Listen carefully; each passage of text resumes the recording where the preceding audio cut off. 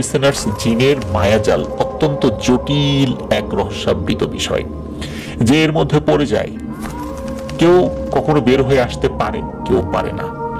অধিকাংশ সময় এই মায়াজালগুলোতে জিনেরাই মানুষকে ফাঁসিয়ে দেয়, আবার জিনেরাই মানুষকে আবার স্বাভাবিক জগতে ফেরত দিয়ে যায়। কখনো কখনো জিনেদের অজান্তেই মানুষ তাদের জগতে চলে যায়। আজকে যে এপিসোডটি আমরা সাজিয়েছি, এই এপিসোডের বেশ কিছু ঘটনা জিনদের এই মায়াজালকে কেন্দ্র করে। প্রিয় লিসেনার্স, আমাদের এবারের এপিসোডের প্রথম যে ঘটনাটি আপনাদের সামনে উপস্থাপন করতে যাচ্ছি, এই ঘটনাটি ঝালকাঠি জেলার রাজাপুর উপজেলার সত্যনগর গ্রাম থেকে আমাদেরকে পাঠিয়েছেন হাসান জাহিদুর রহমান পিয়াল ভাই। এই ঘটনাটি উনি যার কাছ থেকে সংগ্রহ করেছেন তার বয়স অনেক, 110 থেকে 20 বছরের মধ্যে হবে। ওনার মূল নামটি আমাদেরকে বললেও ছদ্মনাম ব্যবহার করতে বলেছেন, তো ওনার মূল নামের সাথে মিল রেখে আমরা একটি নাম দিয়েছি এবং আমরা তাকে ফয়েজ চাচা বলে সম্বোধন করব। যেহেতু জাহিদুর রহমান পিয়াল ভাই ওনাকে চাচা বলে সম্বোধন করেন এবং সেভাবে আমাদেরকে লিখে পাঠিয়েছেন, এই জন্য আমরা আমাদের এই ঘটনায় চাচা বলেই সম্বোধন করব তাকে। ওনার এত বয়স, তারপর আল্লাহর অশেষ রহমতে উনি বেশ সুস্থ আছেন, যদিও বা লাঠির সাহায্যে হাঁটাহাঁটি করেন। ইদানিং তাকে একটু কম দেখা যায়, আগের থেকে ওনার শারীরিক অবস্থা একটু দুর্বল হয়ে গেছে। উনি নিজেই জীবন্ত এক ইতিহাস, ওনার মুখে অনেক ইতিহাস শোনা যায় যা আজকের এই দুনিয়াতে আমরা যারা আছি আমরা সেগুলো কল্পনাতেও আনতে পারি না। ওনার জন্য শুভ কামনা রইল প্রিয় লিসেনার্স, আমরা তার জন্য দোয়া করব। চলুন চলে যাই ঘটনাতে। ঘটনাটি মুক্তিযুদ্ধেরও আগের। এই যে ফয়েজ চাচা, উনি মূলত ইলিশ মাছ ধরতেন। ওনার জীবিকাই মূলত এটার উপর উনি ওই সময় নির্ভর করতেন আর কি।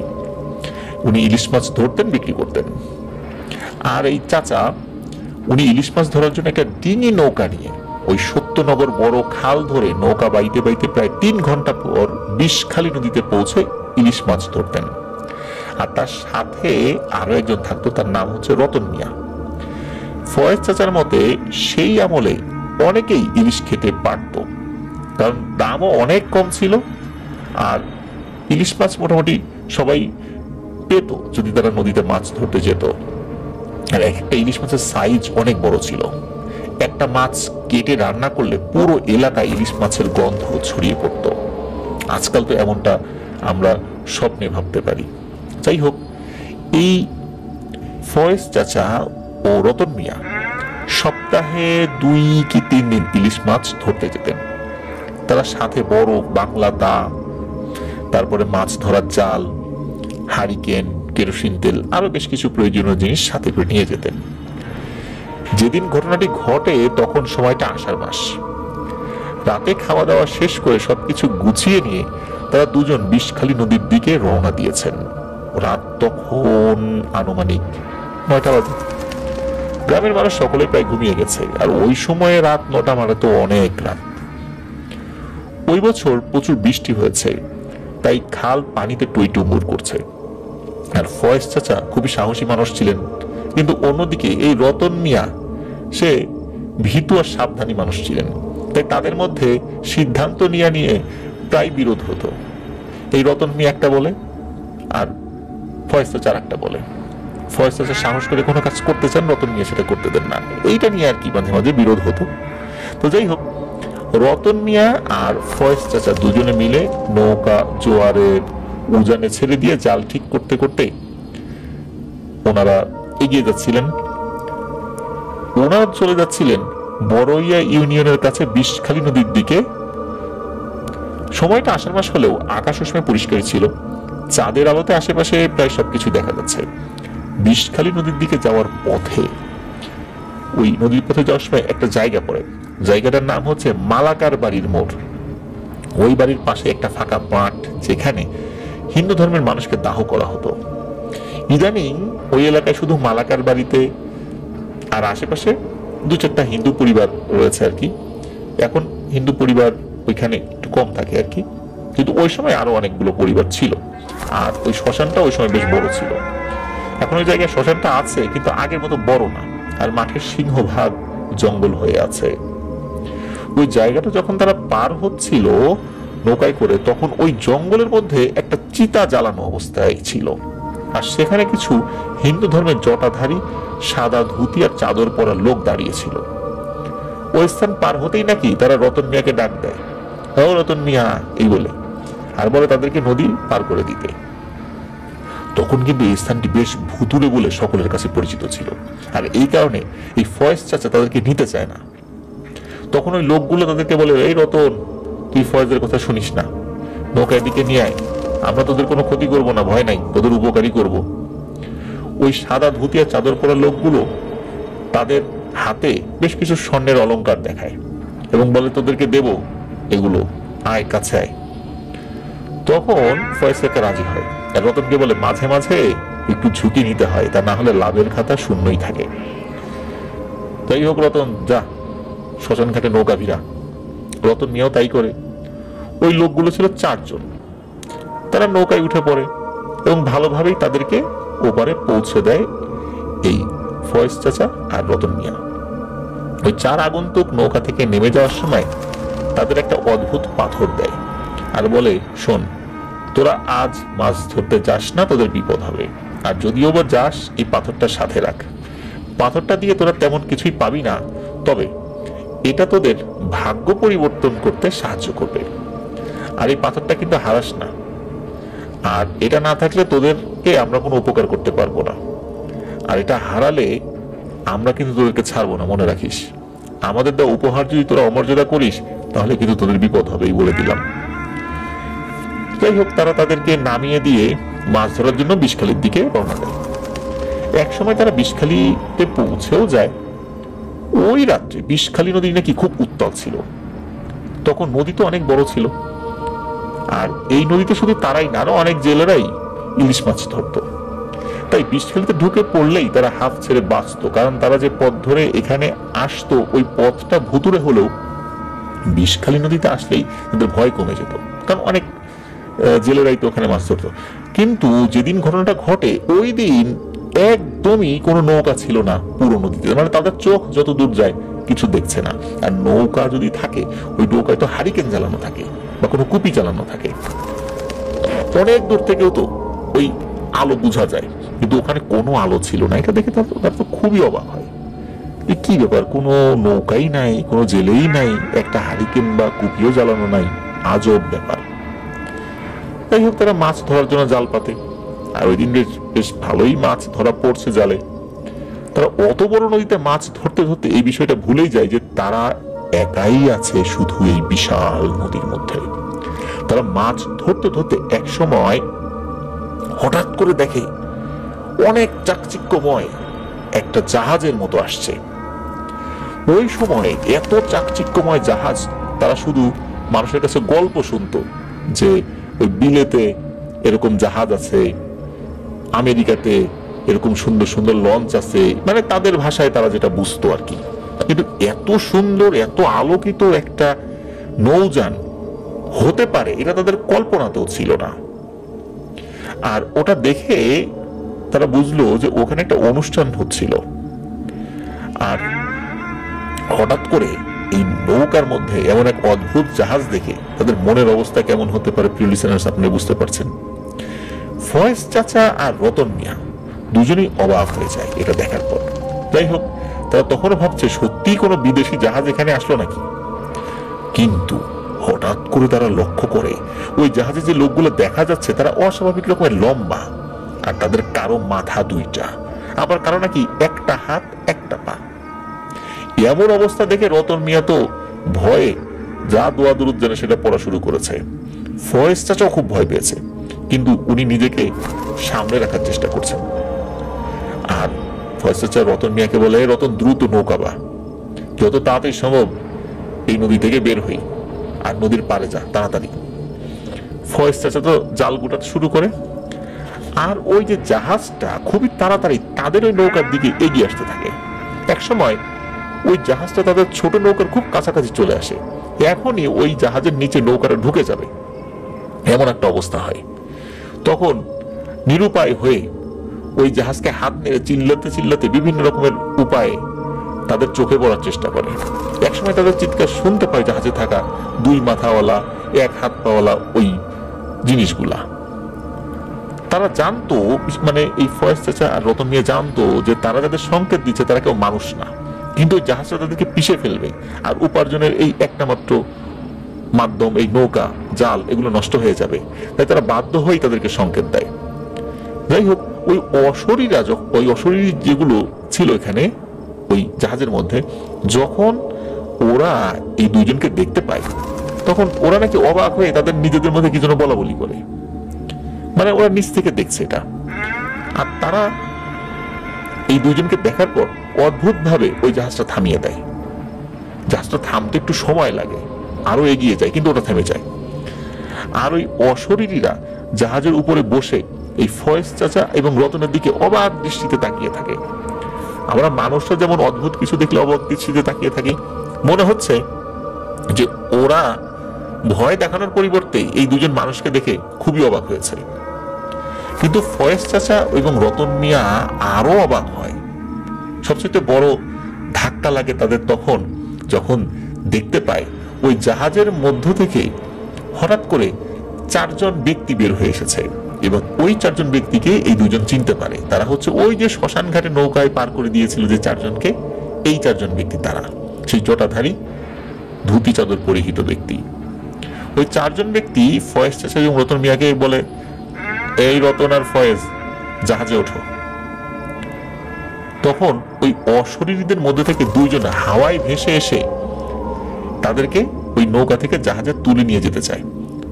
তখন ফয়েজ চাচা ওই 4 জনের দিকে তাকিয়ে বলে, আমাদেরকে ছেড়ে দেন, আমরা বাড়ি যাব, দরকার হয় আর কোনোদিন এই নদীতে মাছ ধরতে আসবো না, তাও আমাদেরকে মাফ করেন, ভুল হয়ে গেছে, আমরা কিভাবে চলে আসছি এখানে নিজেরাও জানি না। তখন ওই 4 জনের মধ্যে থেকে একজন বলে, ফয়েজ ভয় পেও না, তোমাদের নৌকা সহ জাহাজের উপরে চলে আসো, রাতের মধ্যেই তোমরা তোমাদের বাড়িতে চলে যাবে, কোনো ভয় নেই। এই জিনদের রাজার মেয়ের বিয়ে, আমরা এখানে বিয়ে পড়াতে এসেছি, তোমরা আমাদের উপকার করেছো, তোমাদের কোনো ক্ষতি ওরা করবে না। তারা এমন কথা বলার পর আর কোনো উপায় না পেয়ে তাদের জাহাজে উঠতে হয় তাদেরকে। ওই যে অশরীরীরা নিচে নেমে এসেছিল, ওরাই ওদেরকে শূন্যে ভাসিয়ে জাহাজে উঠায় নেয়। তারা জাহাজে ওঠার পর দেখতে পায় নদীতে বসে এই যে চাকচিক্যময় জাহাজ তারা দেখছিল, এখন তো সেটা না।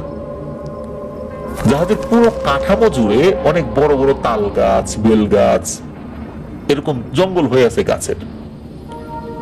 আর এক একটা গাছে অনেকগুলা 1 হাত 1 পা 2 মাথাওয়ালা অদ্ভুত মানুষ বসে আছে। কারো কারো অবশ্য একটা মাথাও ছিল, কিন্তু তাদের শারীরিক গঠন অনেক বড় ছিল। তারা জাহাজে ওঠার পর ওই 4 জন এই ফয়েজ চাচা এবং রতন মিয়াকে জাহাজের এক কোণে বসতে বলেন। তো এই 2 জন তো জাহাজের এক সাইডে বসে এই অদ্ভুত দৃশ্য দেখতে থাকে। তারা দেখে যে এদের অনেকেই কি যেন খাচ্ছে, কিন্তু ওরা প্রত্যেকেই এই যে 4 জন, মানে ওই যে অশরীরী বা এই অদ্ভুত টাইপের পিশাচগুলো এই 4 জনকে খুব সম্মান করছে, যেখান দিয়ে যাচ্ছে হাতের ইশারা করে কুর্নিশ করছে, নমস্কার জানাচ্ছে, এমনটা আর কি। মনে হচ্ছে যে এই 4 জন ওদের কাছে খুবই সম্মানিত। তো ওই যে 4 জন, ওই 4 জন কয়েকজন পিশাচকে, যে যারা খাবার পরিবেশন করছিল, বলে যে এই ওদের 4 জনকে খাবার দাও, এরকম ইশারা করে কিছু বলছিল খাবার দেওয়ার কথা। ওরা বুঝলো যে খাবার দেওয়ার কথাই বলছে। তখন ওদের মধ্যে থেকে একজন এসে এই ফয়েজ চাচা এবং রতন মিয়াকে খাবার দেয়। ফয়েজ চাচা এবং রতন মিয়া দেখে যে মাছের আঁশ, মাছের মাথা, মাছের বিভিন্ন কলিজা, এগুলো দিয়ে কেমন এক ধরনের খাবার বানানো, এটা দেখে আসলে তাদের খাবার রুচি হচ্ছিল না, খেতে চাচ্ছিলেন না তারা। তখন ওই পিশাচরা একে অন্যকে কি যেন বলছিল। তখন ওই 4 জন আবার এগিয়ে এসে বলে, তোমরা খাও, ভয়ের কিছু নাই, এটা সুস্বাদু খাবার, আর তোমরা খাচ্ছ না দেখে ওরা রাগ করছে। তখন ফয়েজ চাচা এবং রতন মিয়া নিজেদের অনিচ্ছা সত্ত্বেও যখন ওই খাবার মুখে দেয়, মুখে দিয়ে খুবই অবাক হন। এই কারণে অবাক হন, এই খাবারগুলো অত্যন্ত সুস্বাদু। তো ওনারা সেটা খান এবং খেতে খেতে একটা পর্যায়ে তাদের খুব ঘুম আসে। তখন তারা ঘুমিয়ে পড়েন। ঘুম ভাঙে তাদের ভোরবেলাতে। তাদের দুজনকে তাদের নৌকায় অচেতন অবস্থায় পায় ওই যে মালাকার বাড়ির শ্মশান ঘাটের কাছে তাদেরই পরিচিত অন্য জেলেরা মাছ ধরে বাড়ি ফেরার পথে তাদের নৌকা ওই জায়গায় ভাসমান অবস্থায় পায়। কিন্তু নৌকাটা কোনো কিছুর সাথে বাধা ছিল না, নদীতে স্রোত ছিল, কিন্তু তারা দেখে নৌকাটি ভাসছে কিন্তু কোথাও যাচ্ছে না। যাই হোক, তাদের চোখে মুখে পানি ছিটিয়ে তাদের হুঁশ ফেরানো হয়। তখনও তাদের চোখে অনেক ঘুম ছিল। তো এই ফয়েজ চাচা এবং রতন মিয়াকে যার যার বাড়িতে নিয়ে যাওয়া হয়। 2 দিন পর তারা মোটামুটি স্বাভাবিক হন। তখন তারা জানতে পারে যে তাদের নৌকায় নাকি অনেক বড় বড় সাইজের ইলিশ মাছ পাওয়া গেছে। তারা ওই শ্মশান ঘাটের অমন খালের মতো নদীতে কিভাবে ইলিশ মাছ পেল, এটা সবাই অবাক হন। আর জ্ঞান হারিয়ে কিভাবে ওখানে পড়েছিল, এটা সকলে জানতে চান। তখন এই যে রতন মিয়া, এই 2 জনের সাথে কি ঘটেছে সবকিছু তার পরিবার এবং আশেপাশের লোকদেরকে বলেন। মূলত ওই 4 জন তারা ঘুমিয়ে পড়ার আগে নাকি বলেছিল যে এখানে যা যা ঘটেছে এগুলো যেন তারা কারো কাছে না বলে, বললে নাকি ওদেরও ক্ষতি হবে, আর এই ফয়েজ চাচা এবং রতন মিয়ারও ক্ষতি হবে। আর ওই পাথরটা নাকি ওই 4 জন ওদের কাছ থেকে নিয়ে নিয়েছিল। ফয়েজ চাচা এই ঘটনা কাউকে না বললেও রতন মিয়া তো সকলের কাছে বলে দেয়। তখনই এই বিষয়টা সবাই জানতে পারে। এরপর একজন হুজুর ডেকে আনা হয়, দোয়া কালাম করে ফু দেওয়া হয়, আরো কিছু রিচুয়াল করা হয় এবং তাদের সাথে কি হয়েছে এটা জানার চেষ্টা করে সবাই। যে হুজুর এসেছিলেন তিনি বেশ কিছু পরহেজগার জিনের সাথে যোগাযোগ করেন। ওই জিনগুলো তারই অনুগত ছিল, তাকে বিভিন্ন খবর এনে দিত। তো ওই হুজুর সেই জিনদের মাধ্যমে জানতে পারেন যে তারা যখন মানে এই ফয়েজ চাচা এবং রতন মিয়া যখন ওই শ্মশান ঘাট থেকে নৌকায় বিষখালী নদীতে মাছ ধরতে যাচ্ছিল, তখন তারা 4 জন সাধক টাইপের জিনকে সাহায্য করেন। ওই জিনদের কাজ তারা মানুষের বেশ ধরে মানুষের মাছ থেকে বিভিন্ন শিক্ষা অর্জন করত, ধর্মীয় শিক্ষা, বর্ণনীয় শিক্ষা, এগুলো অর্জন করে এরা তাদের সম্প্রদায়কে গিয়ে শিক্ষা দিত। আর এরা সনাতন ধর্মাবলম্বী মানে হিন্দু সম্প্রদায়ের জিন ছিল। ফয়েজ চাচা আর রতন মিয়া তাদের সাহায্য করায় তারা তাদের উপর খুব খুশি হয়। আর তাদেরকে যে উপহার হিসেবে পাথরটা দিয়েছিল সেটা ছিল মানিক্য পাথর। ওই জিনেরা যখন দেখে যে তারা এই পাথরগুলো পাওয়ার পর আবারও মাছ ধরতে এসেছে, তার মানে হচ্ছে ওই পাথরটি ওরা আসলে চিনতেই পারে নাই।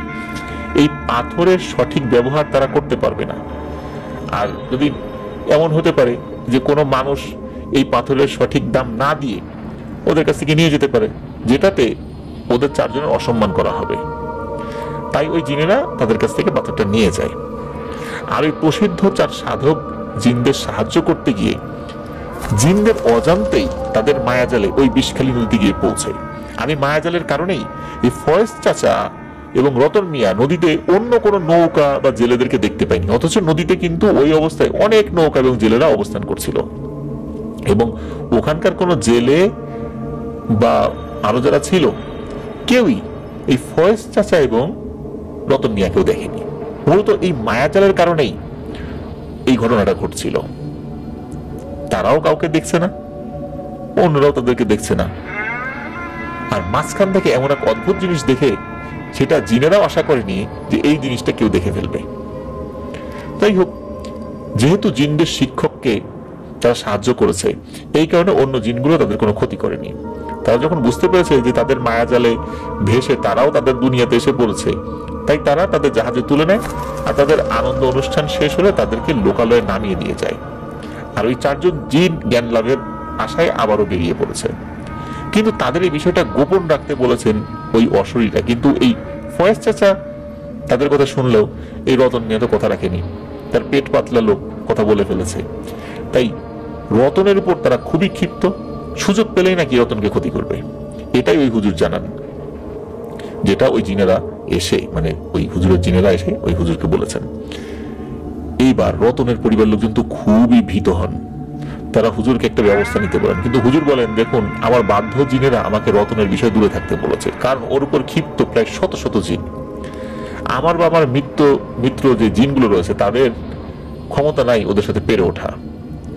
আর যেহেতু ওয়াদার বরখেলাফ হয়েছে, এই জন্য এখানে কিছু করার নাই। এই বলে হুজুর তাদের কাছে ক্ষমা চান আর বলেন রতনকে মাছ ধরতে যেতে কেউ দিবেন না, আর ওকে চোখে চোখে দেখেন, পারলে আরো বড় কোনো হুজুরকে দেখান, উনি যদি কোনো সমাধান করতে পারে। আর রাত যদি হয়, কেউ যদি ডাকে সেজন্য না যায়।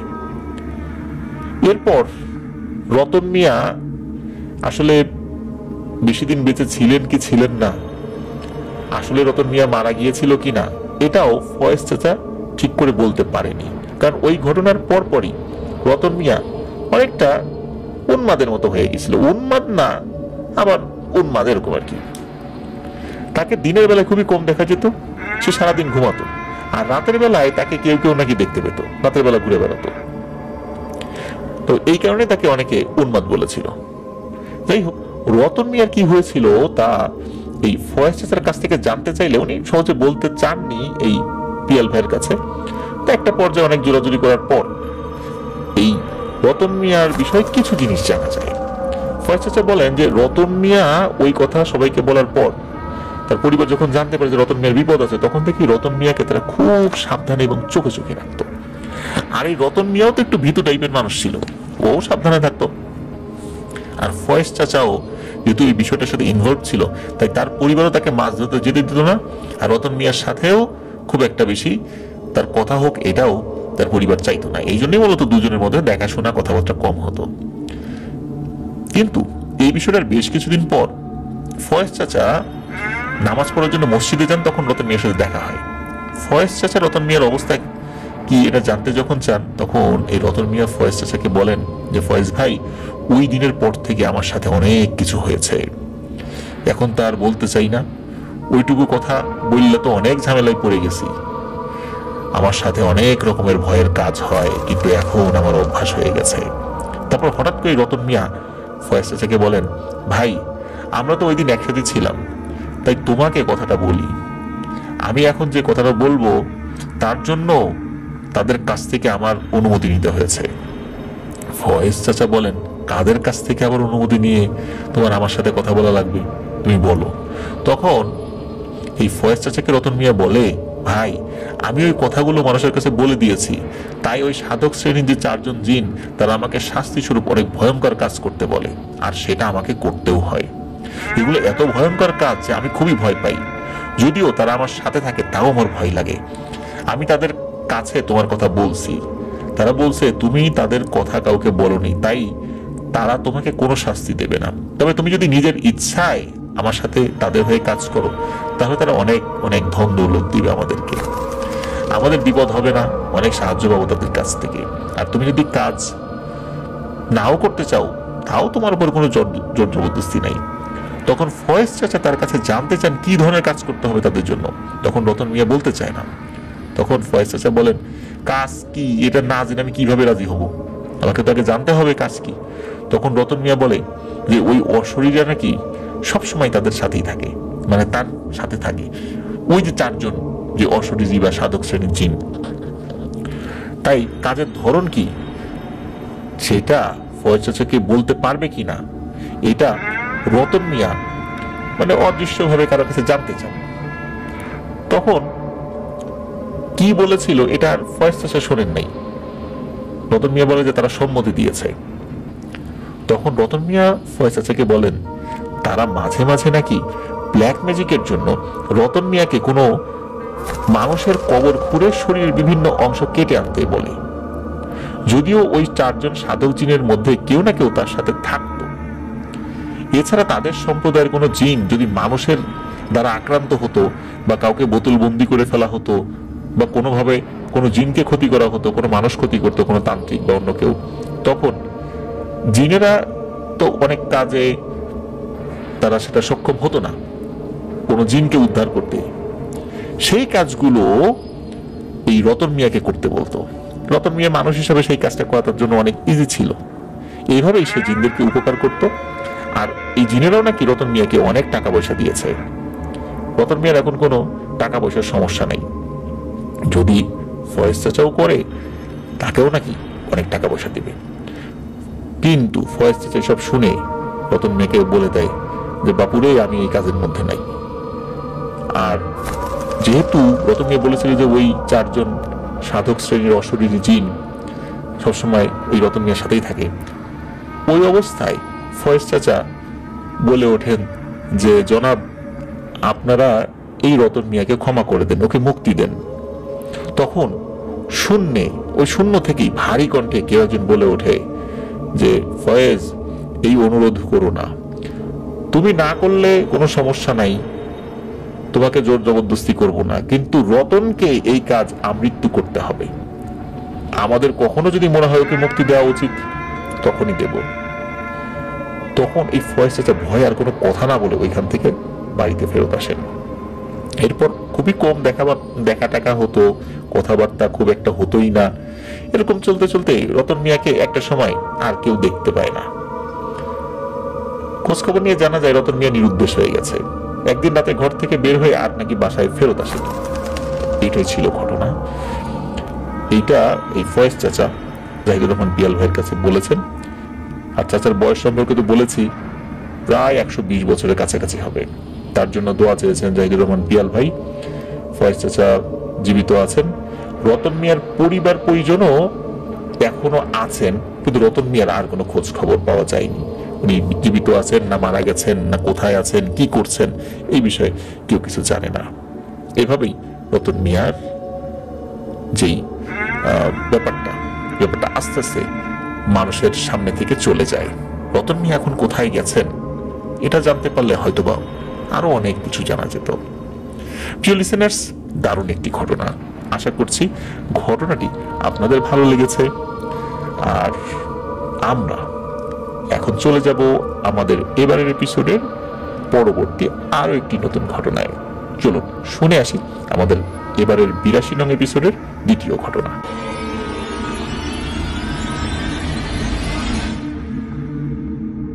প্রিয় লিসেনার্স, এখন যে ঘটনাটি আমি আপনাদের সাথে শেয়ার করতে যাচ্ছি, এই ঘটনাটি আমাদেরকে পাঠিয়েছেন মোহাম্মদ নাজমুল হক। উনি বর্তমানে সাভারের আশুলিয়াতে থাকেন। আর ওনার বাড়ি হচ্ছে বগুড়া জেলার শেরপুর উপজেলার 1 নং কুসুমদি ইউনিয়নে। উনি যে ঘটনাটি শেয়ার করেছেন, এই ঘটনাটি উনি সংগ্রহ করেছেন ওনার এক কলিগের কাছ থেকে। আর এই কলিগের যিনি চাচা, তার নাম হচ্ছে রবিউল। এই রবিউল চাচার সাথে ঘটনাটি ঘটেছিল। ঘটনাটি ঘটে আজ থেকে প্রায় 15-16 বছর আগে। ঘটনাটি নওগাঁ জেলার চকচকি গ্রামে। তো এই যে রবিউল চাচা, ওনারা ছিলেন 5 ভাই। উনি ছিল সবার ছোট। ওনার বয়স তখন কত 16-17 বছর বা 18 বছর এরকম হবে আর কি। তো গ্রামাঞ্চলে কিন্তু বৃষ্টি হলেই সবাই মাছ ধরে। আর রাতের বেলা যদি বৃষ্টি হয়, রাতের বেলাও মাছ ধরতে বেরিয়ে পড়ে লোকজন। আর এই রবিউল চাচার মাছ ধরার কিন্তু দারুণ নেশা ছিল। ওই গ্রামে আবার একটা বিল আছে। তো এই চাচাও সবার সাথে মাছ ধরতে যেত, প্রতিদিনই মাছ ধরতে যেত আর কি। গ্রামে, বিশেষ করে ওই গ্রামে একটা কথার নাকি এখনো প্রচলন আছে যে অমাবস্যার রাতে যদি কেউ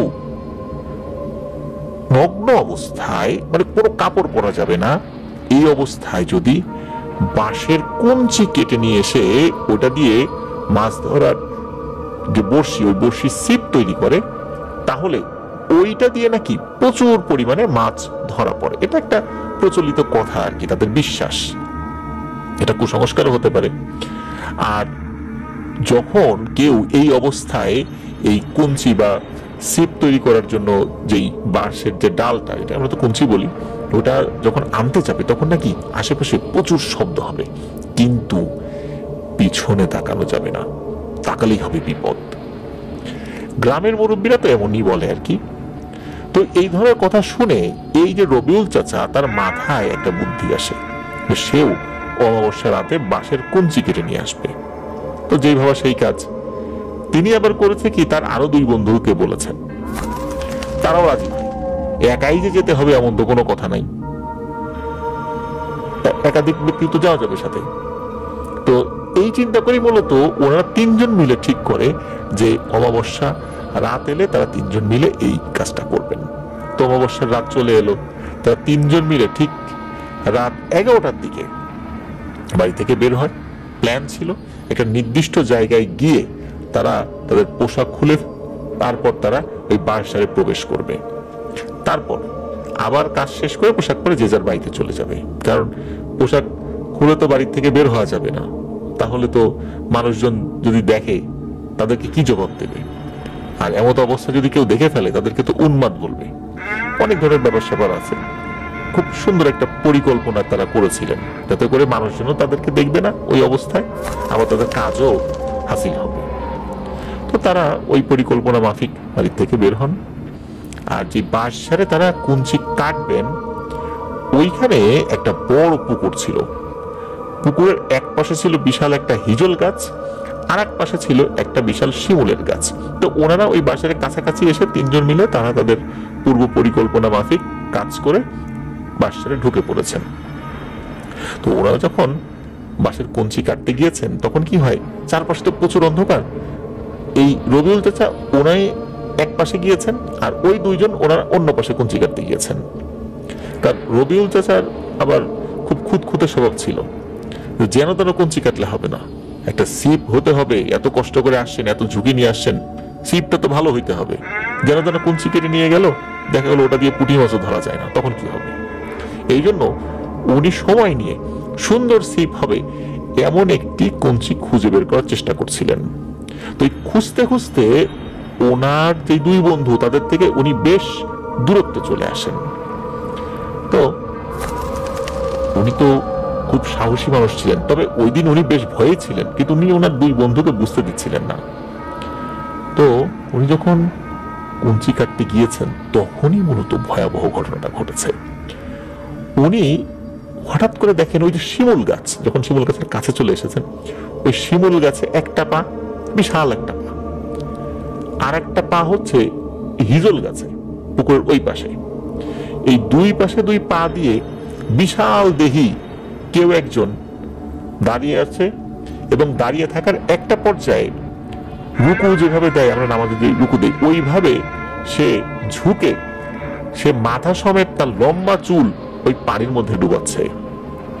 ওই জায়গা নিয়ে কিন্তু একটা কথা প্রচলিত আছে গ্রামের লোকদের মধ্যে, ওই বাঁশ বাগানে নাকি এক পিশাচিনী বসবাস করে।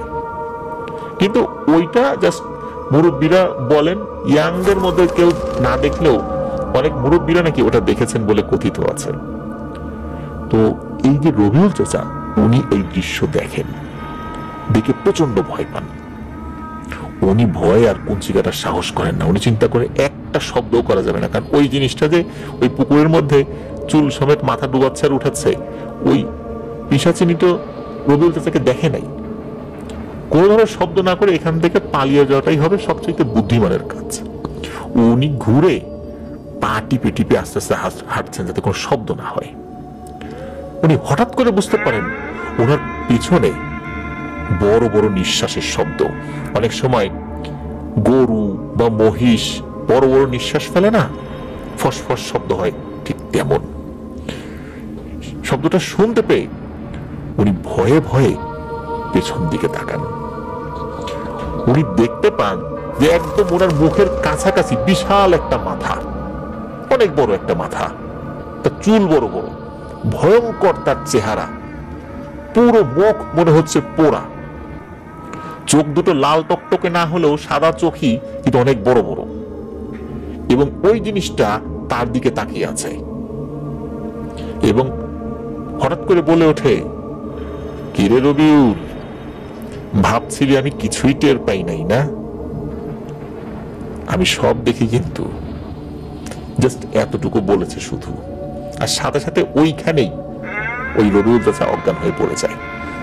রবিউল চাচা কিন্তু কোনো চিৎকার দেওয়ারও কোনো সুযোগ পান নাই, ওই জায়গাতেই অজ্ঞান হয়ে পড়ে গিয়েছেন। আর ওই যে তার দুই বন্ধু, তারা কিন্তু কঞ্চি কাটা শেষ করেছেন। কঞ্চি কাটা শেষ করে ওনারা চিন্তা করছেন যে যাই, যেখানে ড্রেসটা রেখে দিয়েছিলাম ওইখানে যাই। ওইখানে গিয়ে ওনারা দেখেন যে রবিউল চাচার ড্রেস নাই। ড্রেস না দেখে ওনারা সন্দেহ করেন যে রবিউল চাচার হয়তো বা কঞ্চি কাটা শেষ, ওদের দুজনকে খুঁজে পাচ্ছিলেন না, এই জন্য উনি বাড়িতে চলে গেছেন। তো তার বন্ধুরাও সাত পাঁচ না ভেবে তারা যে কঞ্চি কেটেছিল সেগুলো নিয়ে বাড়ি চলে যান। ওরা আবার অনেকগুলো কঞ্চি কেটেছিল, প্রায় 10-12টা কঞ্চি কেটেছিল, তো সেটা দুজন মিলে নিয়ে চলে যান। এদিকে রবিউল চাচা ওইখানে কিন্তু সেন্সলেস হয়ে পড়েছিলেন। ভোরের দিকে যখন কৃষকরা ওই পথ দিয়ে যাচ্ছিলেন তখন তারা দেখেন যে পুকুরের পাশে নগ্ন অবস্থায় কেউ একজন পড়ে আছে। তখন কাছে গিয়ে দেখে, আরে এটা তো রবিউল। সবাই তো চিন্তা তাকে। পরে একজন কৃষক তার কোমর থেকে গামছা খুলে তাকে ঢেকে নিয়ে বাসায় দিয়ে যায়। তার শরীরে ছিল প্রচন্ড জ্বর। তাকে আনার পর সবাই জ্ঞান ফেরানোর চেষ্টা করে। যখন তাকে জ্ঞান ফেরে জিজ্ঞেস করে এই ধরনের ঘটনা কিভাবে ঘটলো আর তাকে এই অবস্থায় কেন পাওয়া গেল, তো রবিউল পুরো বিষয়টা বাড়ির সবাইকে খুলে বলে যে কি কারণে সে ওখানে গিয়েছিল, কি করেছে আর কি দেখেছে। এইটা শোনার পর বাড়ির লোকজন তো খুব বকাবকি করে যে এমন একটা কাজ সে করতে গিয়েছে, এমন একটা অবস্থায় করতে গিয়েছে, আবার এমন ভয়ানক একটা পদক্ষেপ সে নিয়েছে, এটা তো করার কোনো প্রয়োজন ছিল না, যদি আরো ভয়ানক কিছু ঘটতো। এই কারণে বাড়ির সবাই তাকে খুব রাগারাগি করতে থাকে। আর তার প্রচন্ড জ্বর ছিল। বাড়ির সকলে পরবর্তীতে রাগারাগি বন্ধ করে তাকে সুস্থ করার চেষ্টা করে, মাথায় পানি দিচ্ছে, বাজার থেকে জ্বরের ওষুধ কিনে নিয়ে আসে, কিন্তু কোনো কাজ হয় না। ওই দিন রাতে এই রবিউল চাচা ভয়ানক এক স্বপ্ন দেখে। সে স্বপ্নে দেখে ওই যে পিশাচিনীটাকে উনি দেখেছিলেন, ওইটার মাথাটা মাথার জায়গায় না হয়ে ঠিক বুকের উপরে তার মাথা, মানে বুকের মধ্যে যে চোখ বিষয়টা এমন না, মানে মাথাটা মনে হচ্ছে ঘাড় সমেত বুকের উপর সেট করা। আর সেই পিশাচিনীটা তাকে বারবার ডাকছে। উফ, কি ভয়ানক যে চেহারা! উনি ভয়ে চিৎকার করে ওঠেন। তার চিৎকার শুনে বাসার সবাই উঠে আসে। উঠে এসে দেখে যে রবিউল চাচা ভয়ে কাঁপাকাঁপি করছে। এমন অবস্থায় সবাই তাকে যখন জিজ্ঞেস করে যে কি হয়েছে, তখন এই রবিউল চাচা এই ভয়ানক স্বপ্নের কথা সবাইকে জানায়। তার পরিবারের লোক কিন্তু এটাকে নিছক স্বপ্ন হিসাবে ভেবে নেয়নি। তার পরিবারের লোকজন বুঝতে পেরেছিলেন যে এটা স্বাভাবিক কোনো স্বপ্ন উনি দেখেন নাই, এটা আসলে ভয়ানক কোনো ব্যাপার, যেহেতু এইরকম একটা ভয়ানক ঘটনা তার সাথে ঘটেছে। সকাল হলে তারা কবিরাজকে দেখান। তো ওই কবিরাজ সাফ সাফ বলে দেন যে এই কাজ তার দ্বারা হবে না, আরো বড় কোনো কবিরাজকে দেখাতে হবে।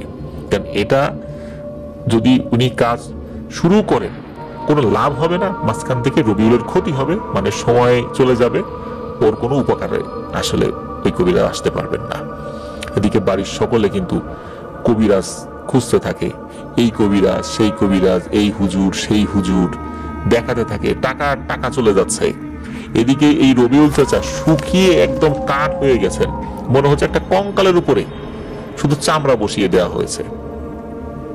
অনেক সময় আমরা ওই আফ্রিকাতে বা সোমালিয়াতে একদম কঙ্কালসার মানুষদেরকে দেখি, ঠিক তেমন, মানে দুর্ভিক্ষ হলে যেমনটা হয়। তার খাওয়া দাওয়া করানোর চেষ্টা করা হয়, কিন্তু চেষ্টা করানো হচ্ছে পরিবার থেকে, কিন্তু তার মুখে কোনো রুচি নাই। ডাক্তার দেখানো হয়, ডাক্তারও কোনো সমস্যা ধরতে পারে না।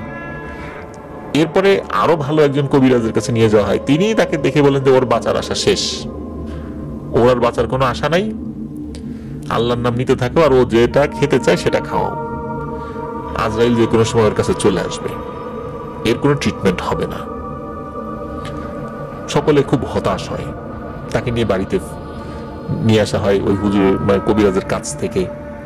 তো অনেক কবিরাজি তো বহু টাকা পয়সা নিল, কাজ হলো না, আর এই কবিরাজ বলে দিল ও আর বাঁচবেই না। বাড়ির সকলে শোকে কাতর হয়ে পড়েন। একটা জীবন্ত লাশকে তারা দেখছেন, আর যে কোনো সময় মারা যাবে। রবিউলের মা বাবা তো কেন্দে কেটেই হয়রান, কি অবস্থা, এটা আসলে সহ্য করার মতো নয়। তো একদিন দুপুর বেলা বা 11টা-12টার দিকে হঠাৎ করে একজন দরবেশের মতো একজন ফকির আসে এই রবিউলদের বাড়িতে।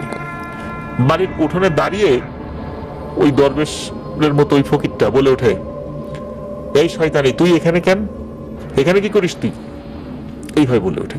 আর ওনার এই ধমকের সুরে কথা বলা শুনে রবিউলের মা রান্নাঘর থেকে এসে বলে যে দাদাজান, আপনি কার সাথে কথা বলেন? তখন ওই ফকির যিনি, উনি রবিউলের মাকে বলেন যে এই তোমাদের বাসায় এই পিশাচিনীটাকে কেন দেখলাম? এ তো এমনি এমনি কারো বাড়িতে আসে না, যদি না কোনো মানুষও রাস্তা নাই না যায়, তাছাড়া তো কারো পিছু নেয় না। এই তোমাদের বাড়ির কারো কি কোনো সমস্যা হয়েছে সত্যি করে বলো তো?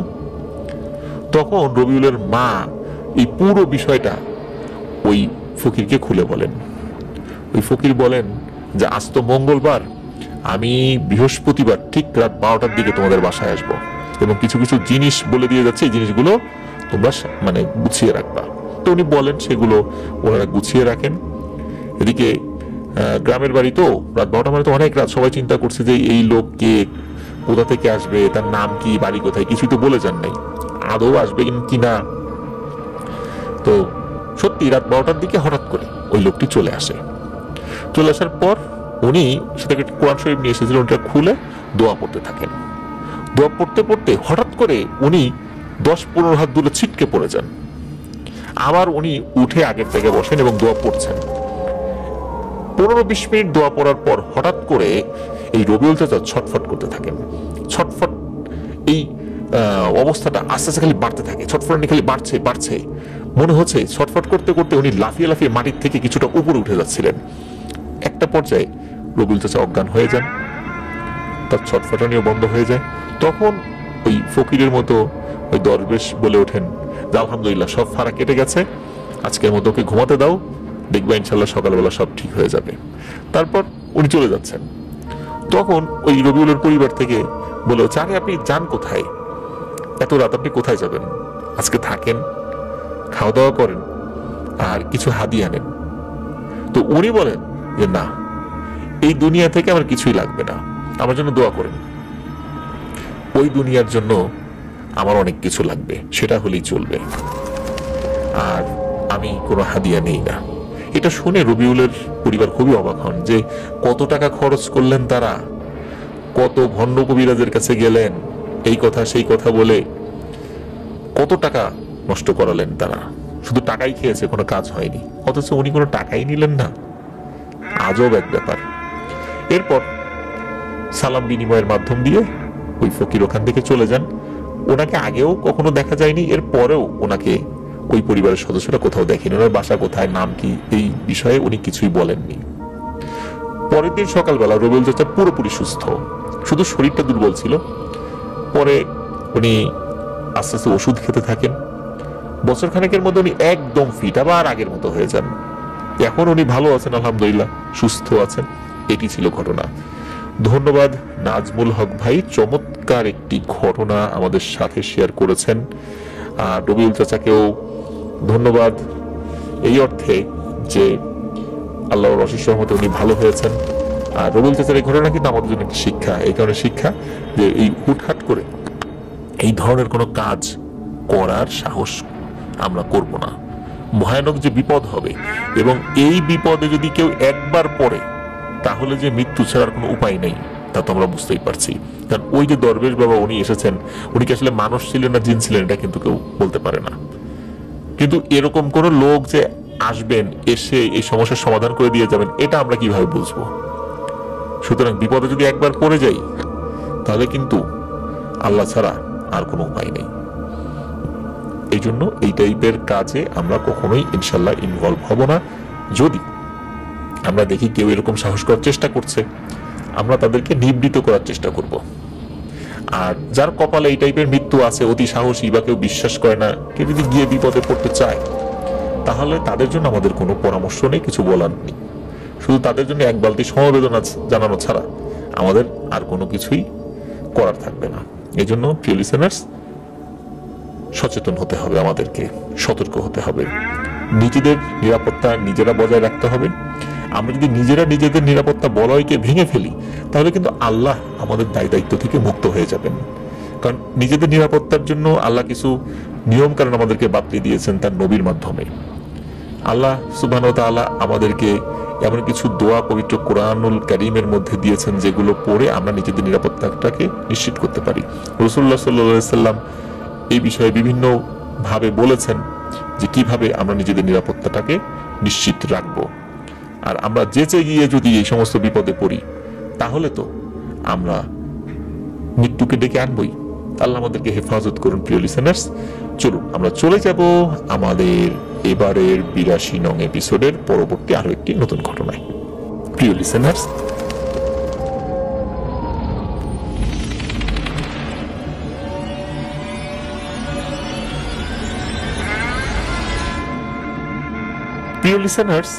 আপনারা আমাদের 63 নং এপিসোডে কুমিল্লা জেলার বানাসোয়া রেল ব্রিজের ঘটনা শুনেছিলেন। অনেকেরই হয়তোবা মনে রয়েছে, আর যারা এখনো শোনেননি তারা আমাদের প্লেলিস্টে গিয়ে 63 নং এপিসোডে এই ঘটনাটি পাবেন। এই ঘটনাটি আমাদেরকে দিয়েছিলেন সংযুক্ত আরব আমিরাতের আজমান শহর থেকে শামীম ভাই। প্রিয় লিসেনার্স, এই শামীম ভাই যে ঘটনাটি আমাদেরকে দিয়েছিলেন, বিশেষ করে রেল ব্রিজের ঘটনাটি, ওইটার সাক্ষী কিন্তু বহু মানুষ ছিল, অনেক ঘটনার সাক্ষী। আর এখন যে ঘটনাটি আমাদেরকে দিয়েছেন, এই ঘটনাটি উনি সংগ্রহ করেছেন ওনার রুমমেট, তার নাম হচ্ছে সোহাগ। এই সোহাগ ভাইয়ের বাড়ি শরীয়তপুর জেলার সখীপুর থানার দক্ষিণ তারাবনিয়া ইউনিয়নের রকমত পর্দানিয়া কান্দি গ্রামে। আর এই ঘটনাতে সবার নাম এবং স্থান ঠিকভাবে বর্ণনা করা হয়েছে এবং কোনো ছদ্ম নাম ব্যবহার করা হয়নি। কারণ সোহাগ ভাই বলেছেন, ঘটনাটি নিয়ে যদি কারো সন্দেহ হয় তাহলে কেউ চাইলে যাচাই করে নিতে পারবেন এবং ঘটনার সত্যতা সম্পর্কে নিশ্চিত হতে পারবেন। প্রিয় লিসেনার্স, আমাদের সবচাইতে বড় সফলতা কি জানেন? সফলতাটা হচ্ছে যে এই যে আপনারা যখন বুক ফুলিয়ে বলেন যে আমার এই ঘটনা সম্পর্কে কেউ যদি সত্যতা যাচাই করতে চান, যাচাই করে নিতে পারবেন। এর থেকেই আমি সবচাইতে বেশি আনন্দিত হই যে আলহামদুলিল্লাহ, আমি যে বলি আমরা সত্য ভয়ের ঘটনা প্রচারের চেষ্টা করি, আমরা এই যে যখন সবকিছু বর্ণনা ঠিকঠাক মতো দিয়ে বলেন যে এটাই ঘটনা, এবং ওই ঘটনার প্রেক্ষাপটে যখন লিসেনাররা আবার কমেন্ট সেকশনে জানায় যে হ্যাঁ এই ঘটনাটা সত্য, আমাদের বাড়ির কাছাকাছি এই ঘটনা ঘটেছে, বা আমাদের বাড়ি থেকে এতটা দূরে এই ঘটনাটি ঘটেছিল যেটা আমি শুনেছি। তো এই যে ব্যাপারগুলো, এটি কিন্তু আমরা চাই যে আমরা এই ভয়ের ঘটনাগুলো আপনাদের সামনে উপস্থাপন করি। আমরা উপন্যাসের মতো কোনো ঘটনা আপনাদের সামনে উপস্থাপন করতে চাই না। আমরা ঘটনা কিন্তু লিখি না, আপনাদের কাছ থেকে পাওয়া ঘটনাগুলোই আপনাদের সামনে উপস্থাপন করার চেষ্টা করি। যেভাবে আপনারা দেন আমরা চেষ্টা করি সেভাবেই উপস্থাপন করার জন্য, যদি না ওই ঘটনার মধ্যে স্পর্শকাতর কোনো ব্যাপার না থাকে। প্রিয় লিসেনার্স, ধন্যবাদ জানাচ্ছি আবারও শামীম ভাইকে, এমন একটি ঘটনা যে ঘটনার সাক্ষী বহু মানুষ, সেই ঘটনাটি আমাদেরকে সংগ্রহ করে দেওয়ার জন্য। চলুন শুরু করি ঘটনাটি। ঘটনাটি ঘটে 2007 সালের রমজানের ঈদের দিন, মানে রমজান মাস চলে গেছে, তারপর ঈদের দিন এই ঘটনাটি ঘটে উজ্জ্বল নামের একটা ছেলের সাথে। ওই যে গ্রাম, এই যে রকমত পর্দানিয়া কান্দি গ্রাম, এই গ্রামে একটি বিল আছে। এই বিলকে নিয়েই আজকের ঘটনা। মূলত বিলের মধ্যে দিয়ে বয়ে গেছে একটা ছোট শাখা নদী। এই ছোট নদীটাতে কিন্তু জোয়ার ভাটাও হয়ে থাকে। আর ওই গ্রামে একটি ছাড়া বাড়ি আছে। এই বাড়িতে কোনো এক সময় মানুষের বসবাস ছিল, জিন ঘটিত সমস্যার কারণে ওখানে কেউ থাকে না, তাই এটাকে ছাড়া বাড়ি বলেই সবাই চেনে। বিলের দুই পাশে বালাগো বাজার ও নুরু মাঝির বাজার নামে দুইটা বাজার রয়েছে। আর ওই দুইটা বাজারেই দুইটা বট গাছও আছে। এই যে উজ্জ্বল, যে ছেলেটার সাথে ঘটনাটি ঘটেছিল, এরা এক ভাই এক বোন। তাদের মা বাবার মধ্যে প্রায় 5 বছর হবে কোনো সম্পর্ক নেই, যদিও বা ডিভোর্স হয়নি। ছেলে মেয়েকে নিয়ে উজ্জ্বলের মা ঢাকায় থাকেন। নিজে অনেক পরিশ্রম করে সন্তানের মানুষ করার জন্য চেষ্টা করেন। তো ওই বছর মানে 2007 সাল রমজানের ঈদে উজ্জ্বলদের খালাবাড়ি ওই গ্রামে আসেন ঈদ করার জন্য। ঈদের দিন ঈদের নামাজ পড়ে সেমাই পোলাও খেয়ে সবার কাছ থেকে সালামি পায় উজ্জ্বল ও তার বোন। আর এরপরে অন্যান্য আত্মীয় স্বজন বন্ধু বান্ধবদের নিয়ে ঈদের দিন ওই গ্রামে একটা মেলা বসে, সেই মেলাতে বেড়াতে যায় ওরা। দুপুরের পর আবার চলে আসে। এরপর সবাই মিলে প্ল্যান করে যে বিলে জোয়ারের যে পানি আসে, আবার তো ভাটাও পড়ে, ওই ভাটার সময় সবাই মাছ ধরতে যাবে। এমনিতেও তো উজ্জ্বল গ্রামে থাকে না, তার বোনও থাকে না, এই কারণে ওদের মধ্যে মাছ ধরার আগ্রহটা অনেক বেশি, বিশেষ করে উজ্জ্বলের তো খুবই বেশি। তো যেই ভাবা সেই কাজ, ছেলে ও মেয়ে মিলে ওর আত্মীয় স্বজন যারা ছিল সবাই সমবয়সী, প্রায় সবাই মাছ ধরতে যায়। যখন সন্ধ্যা ঘনিয়ে আসে সবাই বলে চল আজকে না, এখন বাড়ি ফেরত যাই। তখন সবাই ওখানে একটি ডোবা থেকে হালকা পরিষ্কার হয়ে নেয়, মানে হাত পা তো একদম কাদায় লেপ্টে আছে, কোনো মতো একটু পরিষ্কার করে নেয় আর কি। কিন্তু গোসল না করলে পুরোপুরি কেউ পরিষ্কার হবে না। কিন্তু উজ্জ্বল ওই সময় বলে ওঠে, এই তোরা দাঁড়া, আমি পরিষ্কার পানি থেকে একটা ডুব দিয়ে আসি। অন্যরা বলে এই তাড়াতাড়ি কর, সন্ধ্যা হয়ে গেছে। কিন্তু উজ্জ্বল গোসল করছিল, এর মধ্যে ওদেরকে বেবুলা পেয়ে বসে। স্থানীয় ভাষায় বেবুলা হচ্ছে এক প্রজাতির জিন যারা মানুষকে পথ ভুলিয়ে দিয়ে অন্যদিকে নিয়ে যায়, এক ধরনের মায়াজাল সৃষ্টি করে। ওই এলাকায় এই ধরনের জিনকে বেবুলা বলে। হঠাৎ করে উজ্জ্বলের সঙ্গীরা দেখে যে উজ্জ্বল তাদের সাথেই আছে, সে গোসল করে চলে আসছে এবং উজ্জ্বল তাদেরকে বলে চল বাড়ি চল। সবাই আস্তে আস্তে বাড়িতে চলে আসে, কিন্তু উজ্জ্বল কিন্তু তাদের সাথে ছিল না। এটি ছিল একটা দৃষ্টিভ্রম মাত্র। বাড়ি যাওয়ার কিছুক্ষণ পর উজ্জ্বলের মা তাকে খোঁজ করে। উজ্জ্বলের সঙ্গীরা বলছে সে তো আমাদের সাথেই আসছে, একসাথে তো আসলাম আমরা। তার মা কিছুক্ষণ ডাকাডাকি করে ভাবলো ছেলে হয়তো অন্য কোনো ঘরে আছে, তাই আর ডাকেনি। এদিকে উজ্জ্বলের মা উজ্জ্বলের কথা বেমালুম ভুলেই গেছে। উজ্জ্বলের মা যখন এশার নামাজ হয় তখন অজু করতে টিউবওয়েলে গেছে, হঠাৎ তিনি খেয়াল করেন একটা বিড়াল তার চারপাশে ঘোরাঘুরি করছে।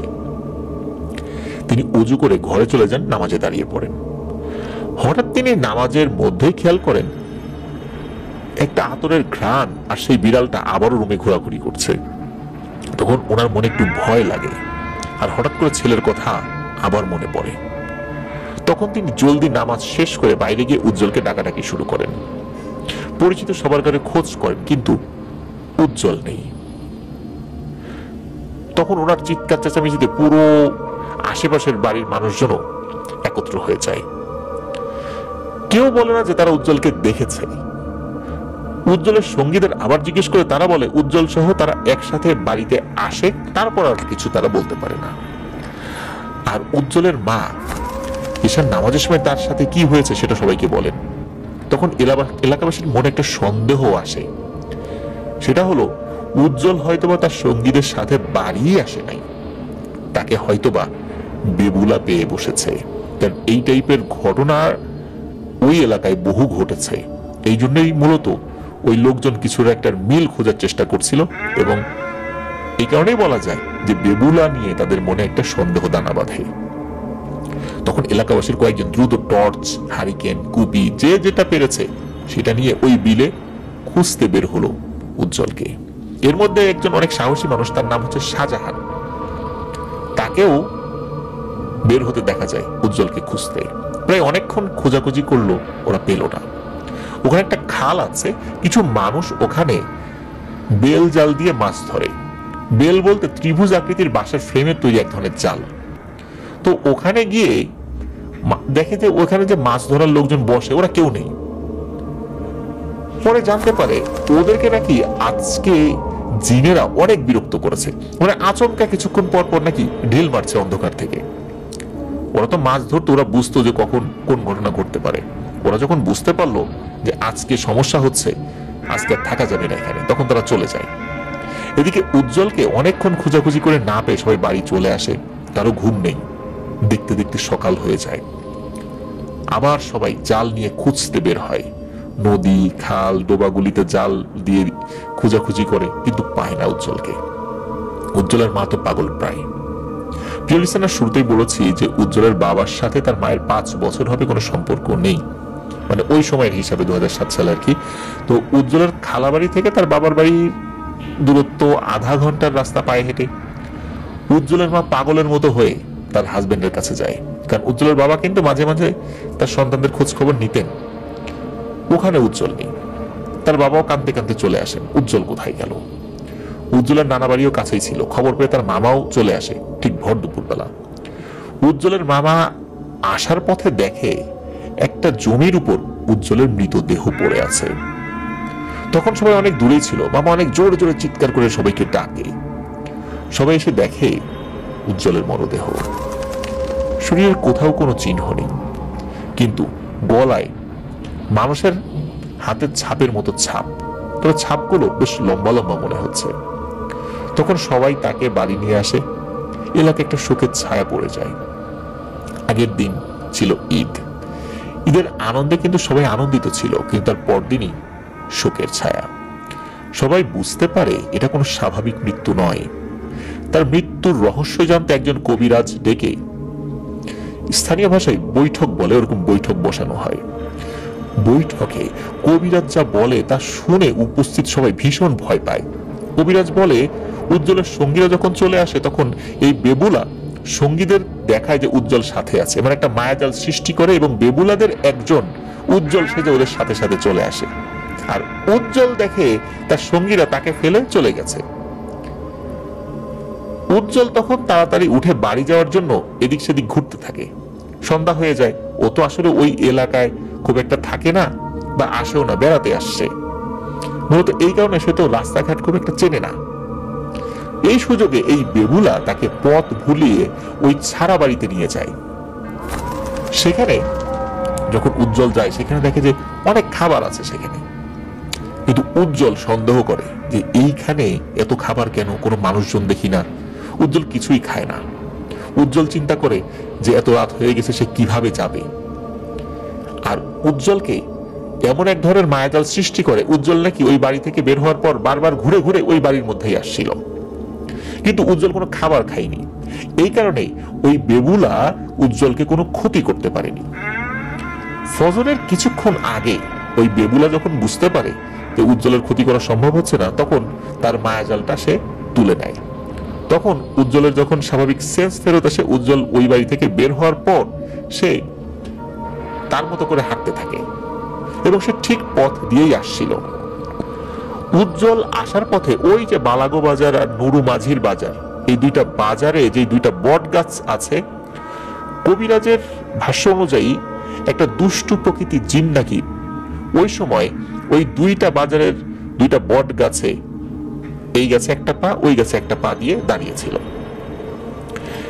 এই যে রকমত পর্দানিয়াকান্দি গ্রাম থেকে এই দুটো বাজারে যেতেই কিন্তু 1 কিলোমিটার রাস্তা পাড়ি দিতে হয়।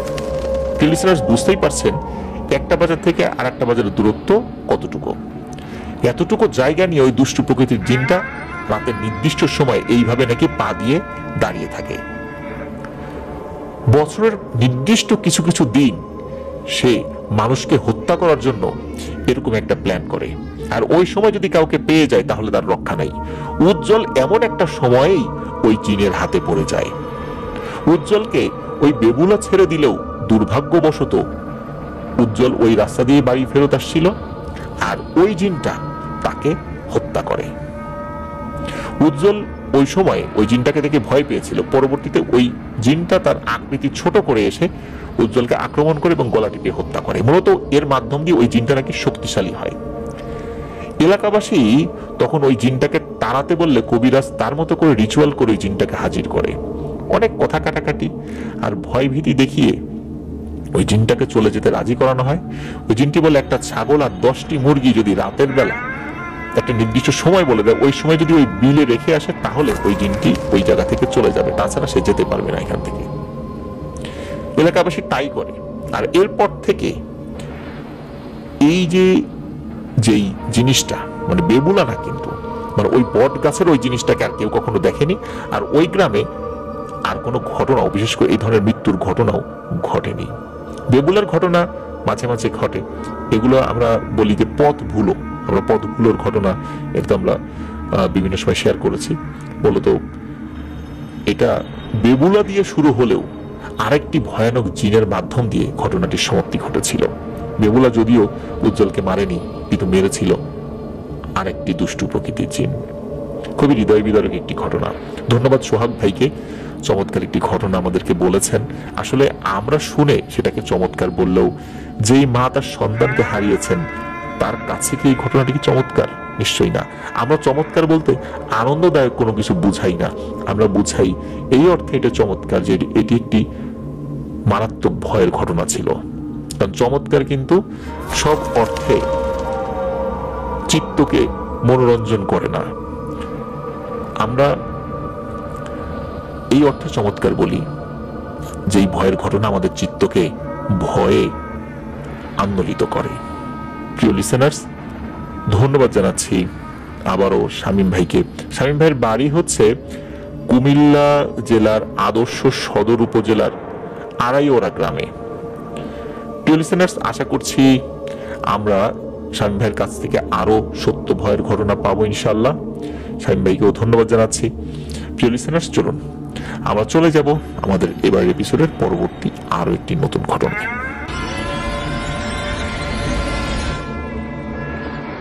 প্রিয় লিসেনার্স, এখন যে ঘটনাটি আমি আপনাদের সাথে শেয়ার করতে যাচ্ছি, এই ঘটনাটি সিঙ্গাপুর থেকে আমাদেরকে পাঠিয়েছেন সোহান ভাই। এই ঘটনাটি উনি সংগ্রহ করেছিলেন এক বড় ভাইয়ের কাছ থেকে, ওনাদের এলাকারই বড় ভাই কিছুদিন আগেই সংগ্রহ করেছেন, কারণ উনি ছুটিতে কিছুদিন আগে দেশে বেড়াতে গিয়েছিলেন। এক চায়ের আড্ডায় এলাকার ওই বড় ভাইয়ের কাছ থেকেই উনি ঘটনাটি শুনেছিলেন। ঘটনাটি ঘটেছিল আজ থেকে 5-7 বছর আগে। বড় ভাইয়ের নাম মহিম, তিনি পেশায় একজন ট্রাক ড্রাইভার। তিনি ট্রাকে করে বিভিন্ন মালামাল পরিবহন করতেন, এই জেলা থেকে ওই জেলা, এরকম আর কি। তো উনি একদিন মাল আনার জন্য যশোরের বেনাপোলে গিয়েছিলেন। তার সাথে ছিল একজন হেল্পার, ওই হেল্পার ওই একই এলাকার ছোট ভাই। যশোরের বেনাপোল বন্দর থেকে মাল লোড করতে করতে বিকেল হয়ে যায়। বিকেলবেলা ওনারা রওনা করেন গন্তব্য লক্ষ্মীপুর। উদ্দেশ্য সারা রাত গাড়ি চালিয়ে ভোরের দিকে এসে লক্ষ্মীপুরে পৌঁছাবেন।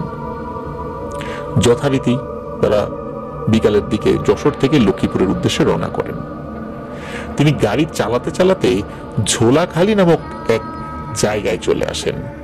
ওই জায়গার কোনো একটা স্থানে হঠাৎ করে কোনো কারণবশত গাড়ির স্টার্ট বন্ধ হয়ে যায়। তিনি গাড়ি থেকে নেমে ইঞ্জিন চেক করে দেখেন যে সমস্যাটা কি, কিন্তু কোনো সমস্যা বুঝতে পারেন না। এদিকে রাত বাজে তখন প্রায় 2:30।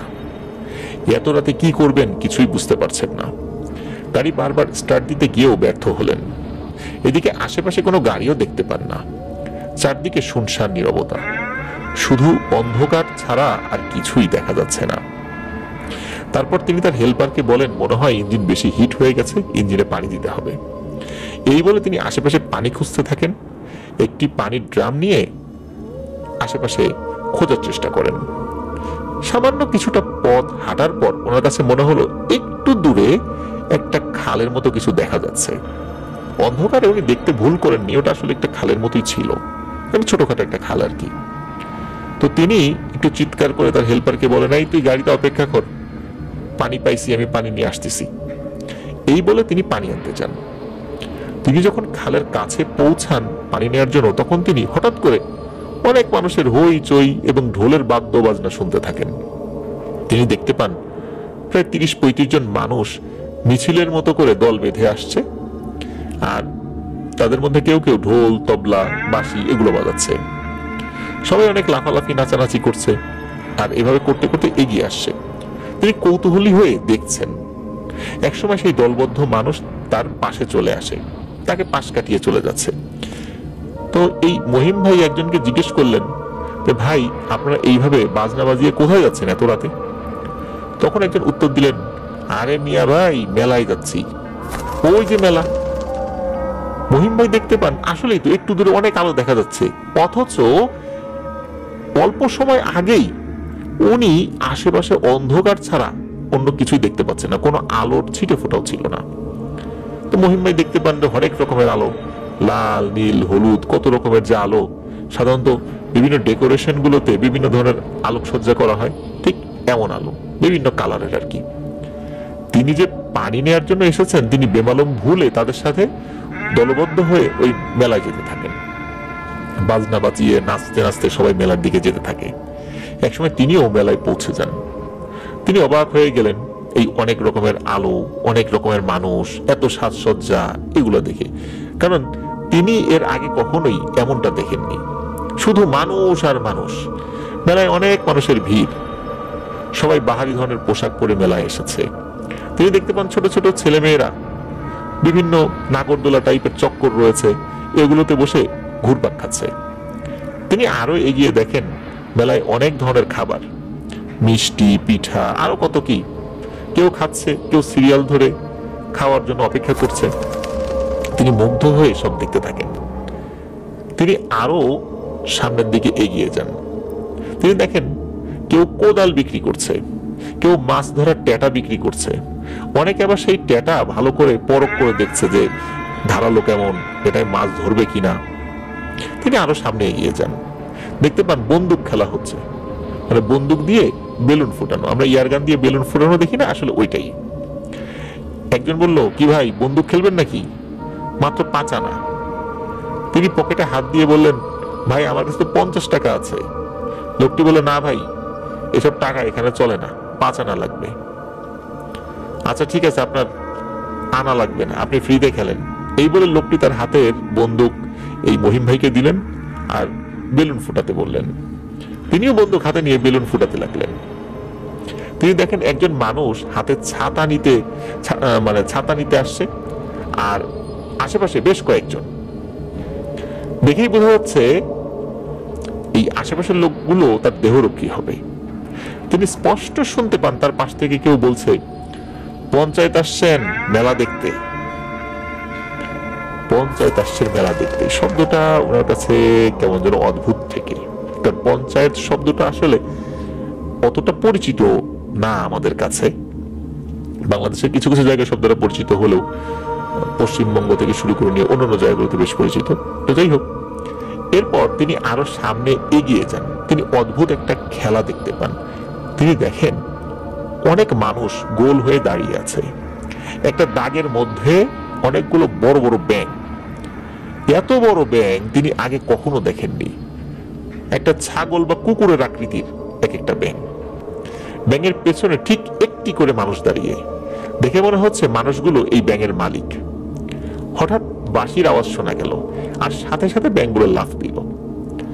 উপস্থিত বেশ কয়েকজন ঢোল বাজাতে লাগলো। যার ব্যাঙ লাফ দিয়ে বেশি দূরে গেল সেই বিজয়ী হলো। তিনি স্পষ্টভাবে শুনতে পান কেউ মাইকে বলছে যে 10 নম্বর কাউন্টার থেকে আপনার পুরস্কার বুঝে নিন। মানে হচ্ছে যার ব্যাঙ বেশি দূরে গিয়েছে তার পুরস্কার নেয়ার জন্য ওই কাউন্টারের কথা বলা হচ্ছে। চারদিকে আতশবাজি ফুটতে লাগলো হঠাৎ করে। কি অসাধারণ দৃশ্য, তিনি মুগ্ধ হয়ে দেখছেন। এত সুন্দর মেলা তিনি আগে কখনো দেখেননি।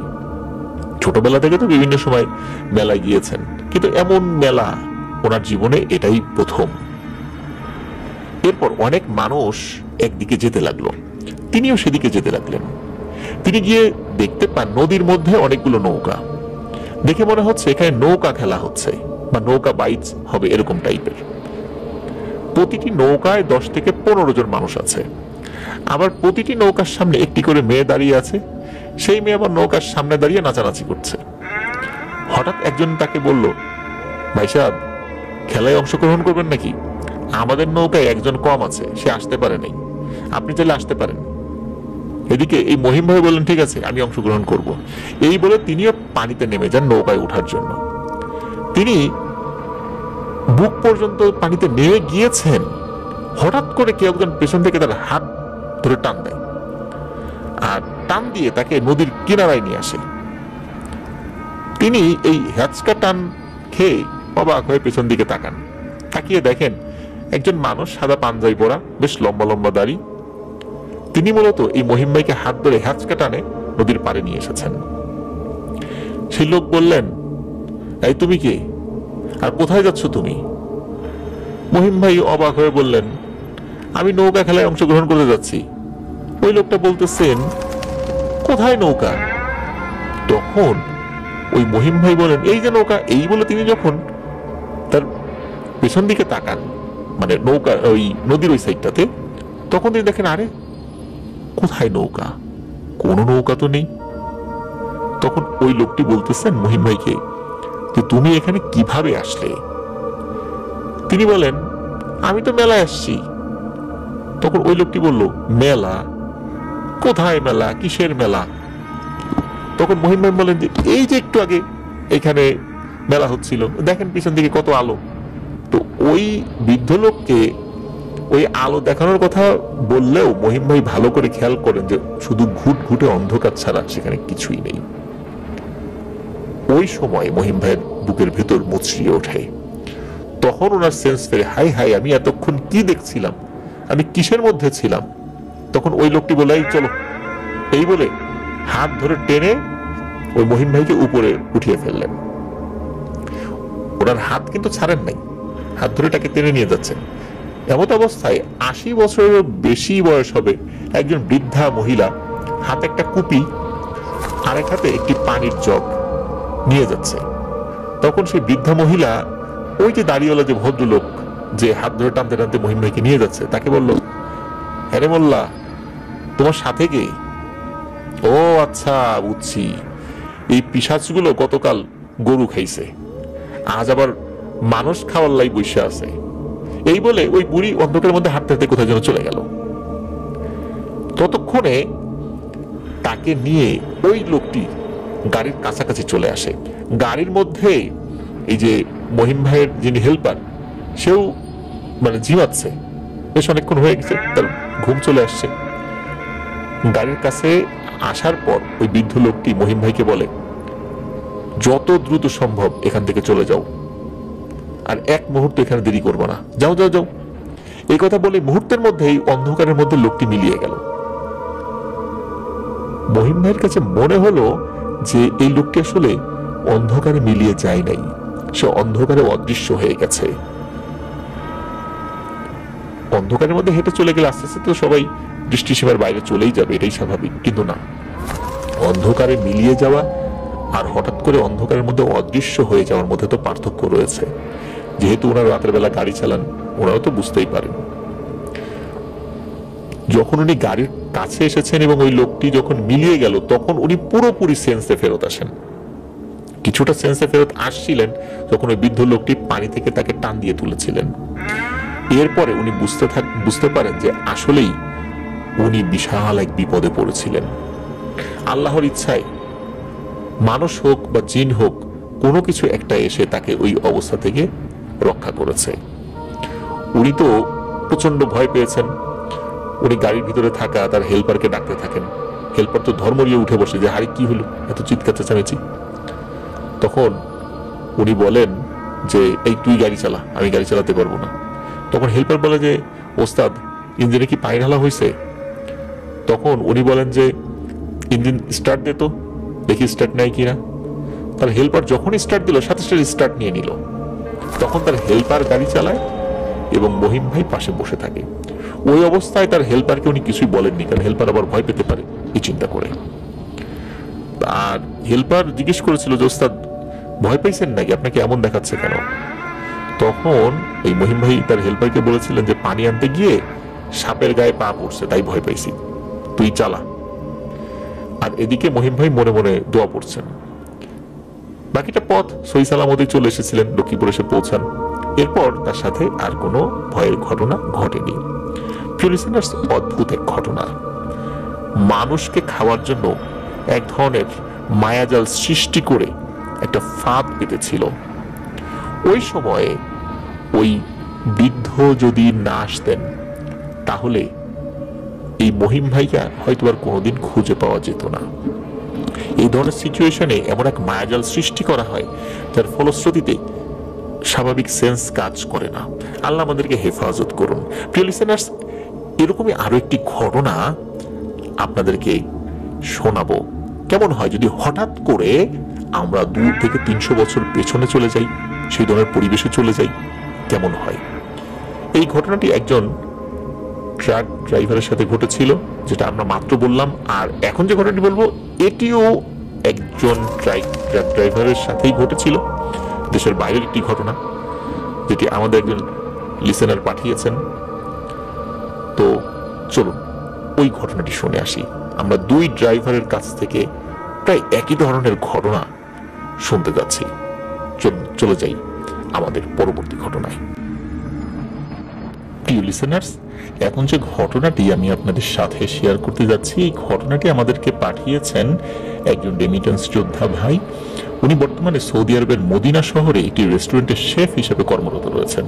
ওনার নাম সোলাইমান। ওনার বাড়ি ঢাকা জেলার নবাবগঞ্জ উপজেলার পাতিলঝাপ গ্রামে। প্রিয় লিসেনার্স, উনি যে ঘটনাটি আমাদেরকে দিয়েছেন, এই ঘটনাটি ওনারই একজন কলিগ। উনি একজন মিশরীয় ভদ্রলোক, তার নাম হচ্ছে আবু সামি। উনি একজন গাড়ি চালক মূলত।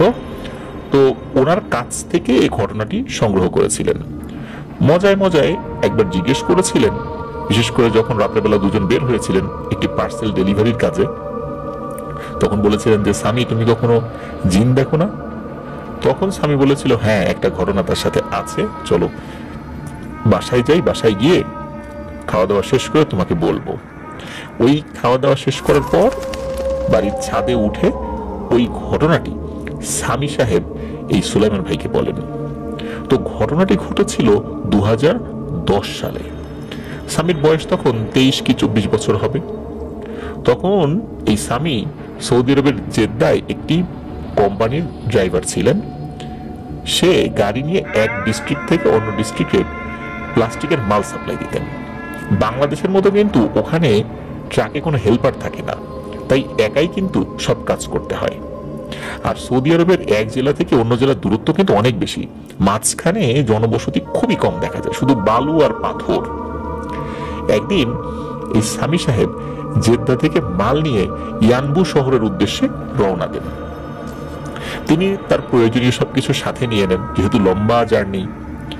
জেদ্দা থেকে প্রায় 150 কিলোমিটার যাওয়ার পর তিনি গাড়ি চালাচ্ছিলেন, হঠাৎ দেখেন একজন লোক তাকে ইশারা করছে গাড়ি থামানোর জন্য।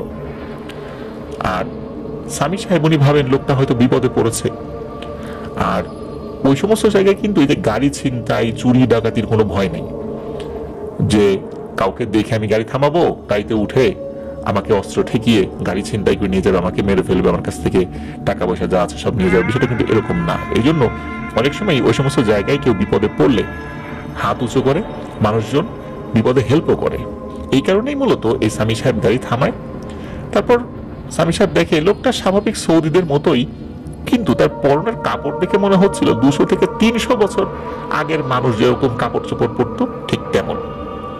সৌদি যে মিউজিয়াম রয়েছে সেখানে দেখা যাচ্ছে যে অনেক আগের যে সমস্ত ড্রেসগুলো ছিল, তারা যেই ঢঙের ড্রেসগুলো বানাতেন ওই টাইপের, কারণ উনি তো ওই জিনিসগুলো দেখেছিলেন। আর তাছাড়া উনি তো নিজেও একজন মিশরীয় নাগরিক, ওই তো নিজেও বুঝতে পারতেন যে সেখানকার কালচারটা কেমন হতে পারে।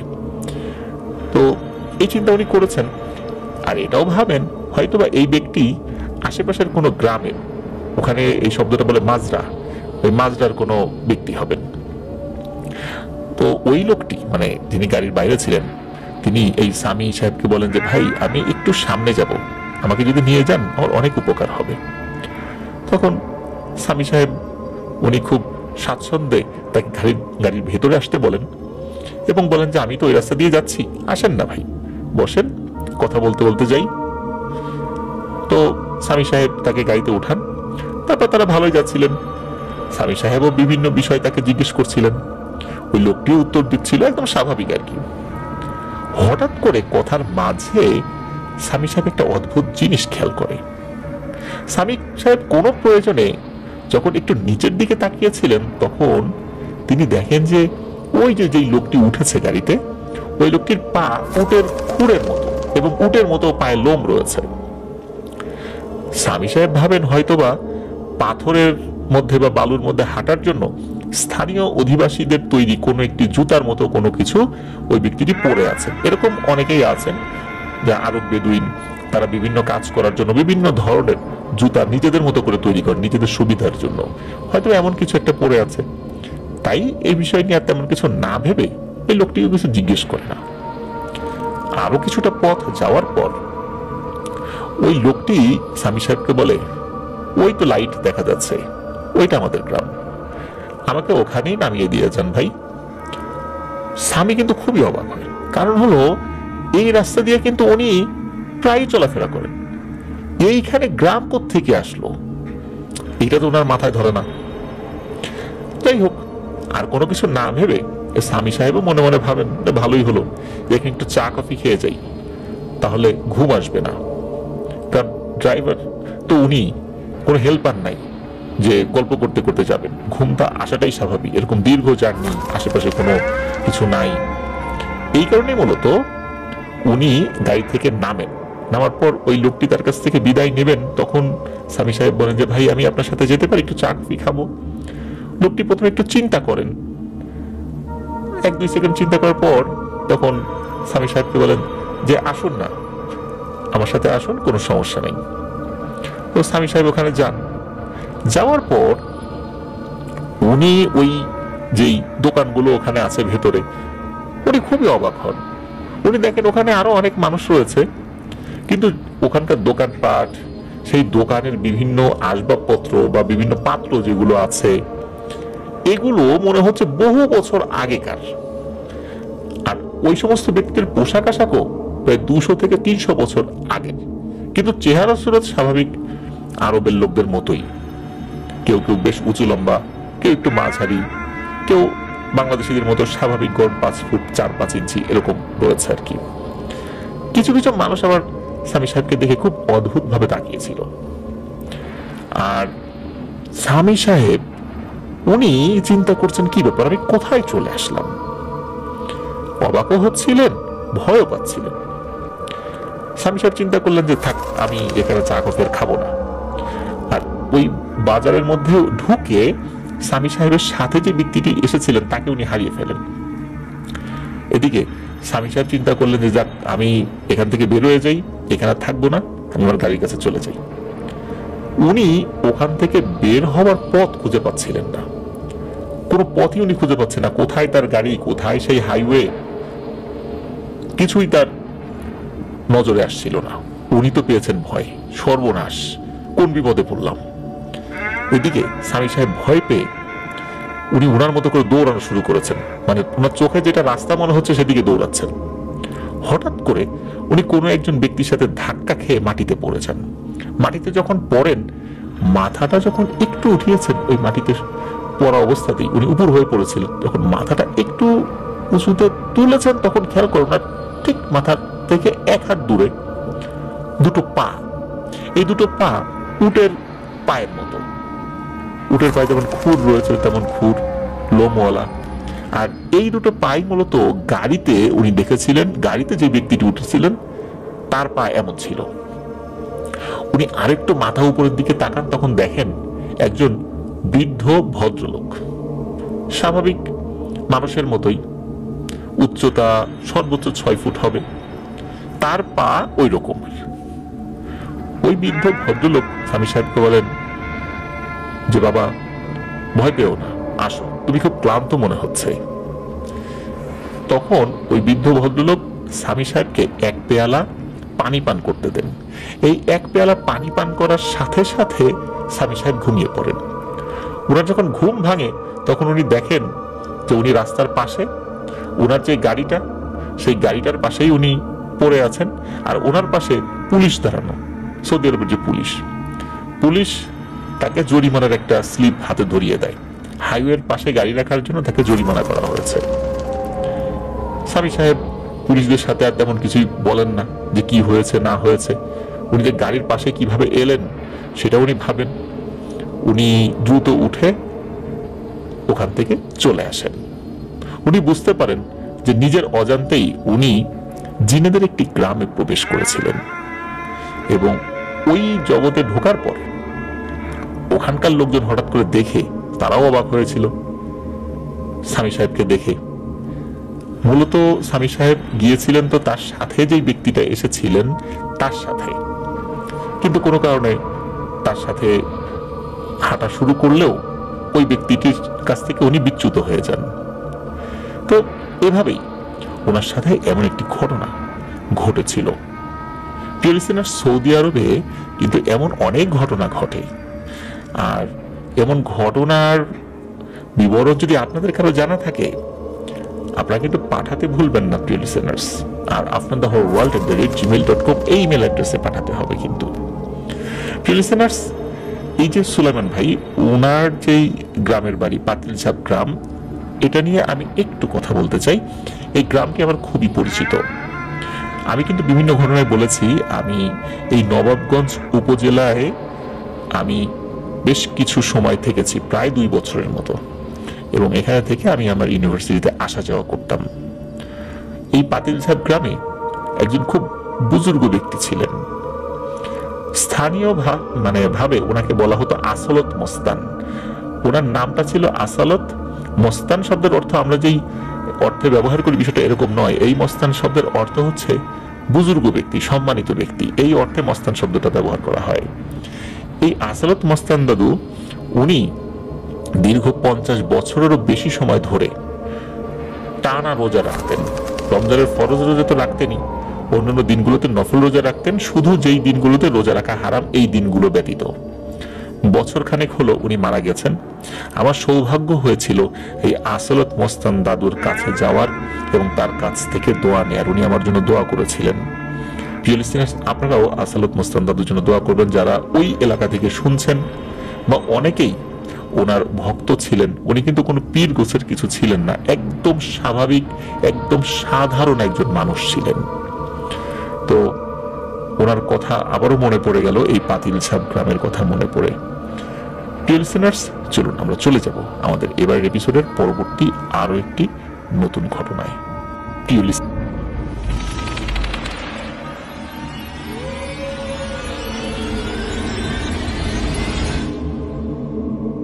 লিসেনার্স, দেশ ও দেশের বাইরে থেকে যারা আমাদেরকে এখন শুনছেন, আবারও সকলকে স্বাগত জানাচ্ছি। শীতের রাতে ডেফিনেটলি ভয়ের ঘটনা একটা অন্য ধরনের শিহরণ তৈরি করে, এটা তো নতুন করে বলবার কিছু নেই। প্রিয় লিসেনার্স, আমাদের এবারের 82 নং এপিসোডের ষষ্ঠ এবং শেষ ঘটনাতে চলে এসেছি। এই ঘটনাটি সৌদি আরবের জেদ্দা থেকে আমাদেরকে পাঠিয়েছেন মোহাম্মদ মাজেদ। ওনার বাড়ি রংপুর জেলার মিঠাপুকুর উপজেলার বলদিপুকুর পোস্ট এবং গ্রাম হচ্ছে অভিরামপুর। এই অভিরামপুর গ্রামে খয়বরের বাড়ি নামে একটা বাড়ি আছে। মূলত এই বাড়ি কেন্দ্রিক ঘটনা। উনি এই খয়বরের বাড়িরই একজন সদস্য, এই আব্দুল মাজেদ ভাই। প্রিয় লিসেনার্স, ঘটনার সময়কাল 2001 কি 2 সালের দিকে, বর্ষাকাল। উনি রাতের বেলা ওনার যারা আছেন আরো আত্মীয় স্বজন, চাচাতো ভাইরা আছে, ওই সময় ওনারা প্ল্যান করেন যে ওনারা বড়শি ফেলবেন। বড়শি ফেলবেন কোথায়? ওই সময়ে নতুন ধান বোনা হয় যেই জমিগুলোতে, ওই জমিতে বর্ষাকালে ঘোলা পানি থাকে। ওই ঘোলা পানিতে বেশ কিছু মাছ আসে আশপাশ থেকে, ওখানে বড়শি ফেললে বেশ মাছ পাওয়া যায়। কিন্তু যাদের জমি তারা কিন্তু বড়শি ফেলার অনুমতি দেবে না। এই জন্য ওনারা কি করেছিলেন, খুব গোপনে রাতের বেলা গিয়েছিলেন এবং ভোরবেলা ফজর আজানের পরপরই বড়শি তুলবেন। তো ওনারা গিয়েছেন, এই কাজটি যথারীতি করেন। তো ওনাদের যেই জায়গাটা, যে জায়গাটাতে বাড়ি, ওখানে একটা বিল রয়েছে। বিলের এক পাশে হলো মমিনপুকুর বা মমিনপুর, আর এক পাশে হলো অভিরামপুর। মাঝখানে বিলের একটা রাস্তা রয়েছে। আর এই অভিরামপুরে এই যে খয়বরের বাড়ি যেটা, ওখানে কিন্তু প্রায় 100 মিটারেরও বেশি লম্বা, মানে দীর্ঘ, এবং আশেপাশে বেশ খানিকটা এলাকা জুড়ে একটি বাঁশ বাগান রয়েছে। ওই বাঁশ বাগানের ভিতর দিয়ে রাস্তা রয়েছে, আঁকাবাঁকা রাস্তা। ওই দিক দিয়ে যদি এই খয়বরের বাড়িতে যাওয়া যায়, মানে মাজেদ ভাইদের বাড়িতে যাওয়া যায়, সময়টা 5 থেকে 6 মিনিট লাগে। মানে উনি যদি ওই বাঁশ বাগানের ওই কাছ থেকে যেতে চান, আর ওই বাঁশবাগানের পাশ দিয়েই আর একটা আইলের মতো নেমে গেছে, ওইখান দিয়ে 1 মিনিটের মধ্যে ওনাদের বাড়িতে যাওয়া যায়। ওই জায়গাটা আবার বেশ ঢালু। এই বর্ণনাটা কেন দিচ্ছি, কারণ ঘটনার শেষ দিকে এসে এই বর্ণনার ব্যাপারটা আপনাদের বুঝতে সুবিধাজনক একটা জায়গায় নিয়ে যাবে বলে আমার বিশ্বাস। তো সকালবেলা ওনারা বড়শি উঠিয়ে ওখান থেকে মাছগুলো খুলছিলেন। ওই বড়শিতে বেশ ভালোই মাছ পড়েছিল। তখনও কিন্তু মানে একদম সকাল হয়েছে বিষয়টা এরকম না, আস্তে আস্তে সকাল হচ্ছে। হঠাৎ করে এই মাজেদ ভাইয়ের ছোট ভাই দৌড়ে আসছে, ও ভাই ভাই তাড়াতাড়ি আসো। তখন তো মাজেদ ভাই এবং সাথে আরো কয়েকজন ছিল ওনার আত্মীয় স্বজন।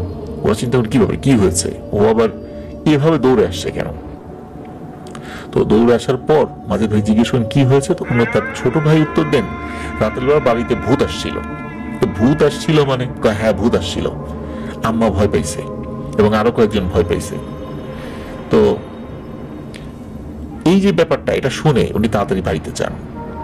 বাড়িতে যাওয়ার পর ঘটনাটা উনি জানতে পারেন, আর এরপর থেকেই মূলত বিষয়টি ওনাদের পরিবারের সাথে ঘটা শুরু করে।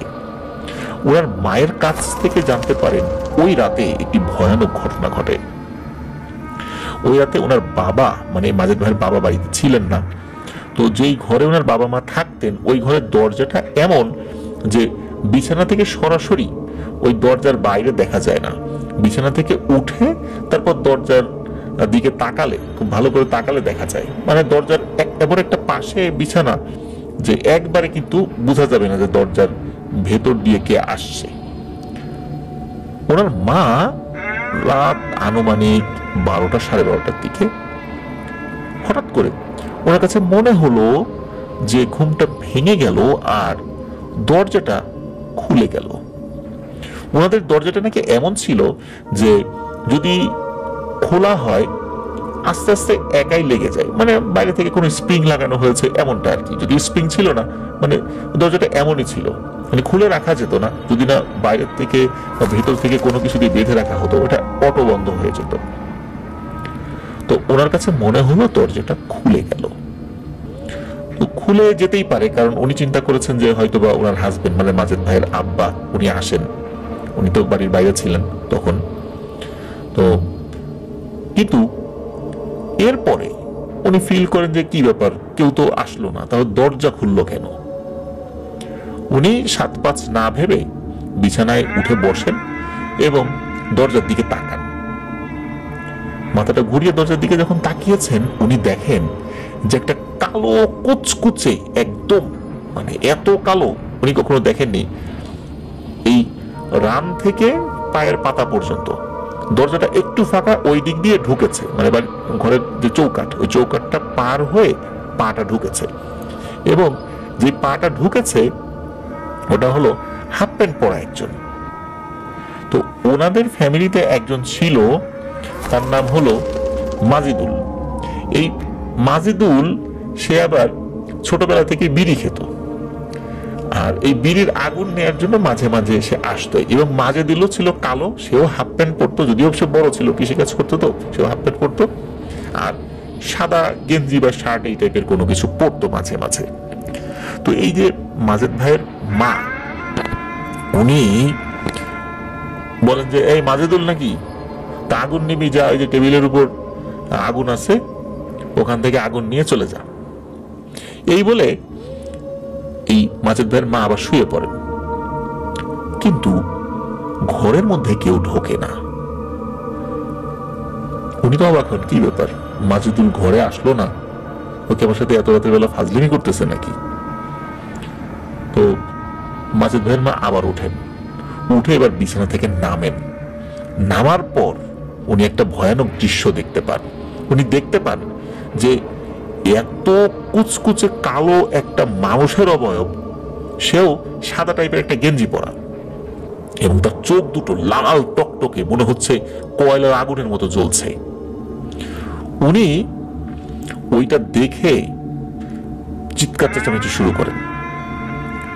চিৎকার এটা বলে চিৎকার দিয়েছেন যে অন্য ঘরে এই জিয়ারুল এবং তাহের নামে দুজন ছিল, তাদের আত্মীয়ই, বয়সে ছোট অনেক। তো এই মাজেদ ভাইয়ের আম্মা চিৎকার করে বলছে, এই জিয়ারুল, এই তাহের, দেখতো বাপ, আমার ঘরের বাইরে কে যেন, এইটা কি। তো এটা বলছে, আর এই মাজেদ ভাইয়ের মা, উনি একটা বড় একটা বটি ওনার ঘরে ছিল, ওই বটি খুঁজতেছে যে এত বড় সাহস, ওর ঘরের মধ্যে একটা লোক ঢুকতেছে, এক কোপে পা কেটে ফেলবে, এরকম একটা চিৎকার দিয়ে উঠেছে যে এক কোপে তোর পা কেটে ফেলবো, এই কে তুই, এত বড় সাহস, তুই ঘরে আসার চেষ্টা করতেছিস। তখন কি হয়, ওই যে জিয়ারুল এবং তাহের, ওনারা মূলত আত্মীয় বেড়াতে আসছিলেন। এখন ঘরের মধ্যে তো অন্ধকার, ঘুম থেকে হঠাৎ করে উঠে ওই হাতে হাতে দরজা খুঁজছিলেন।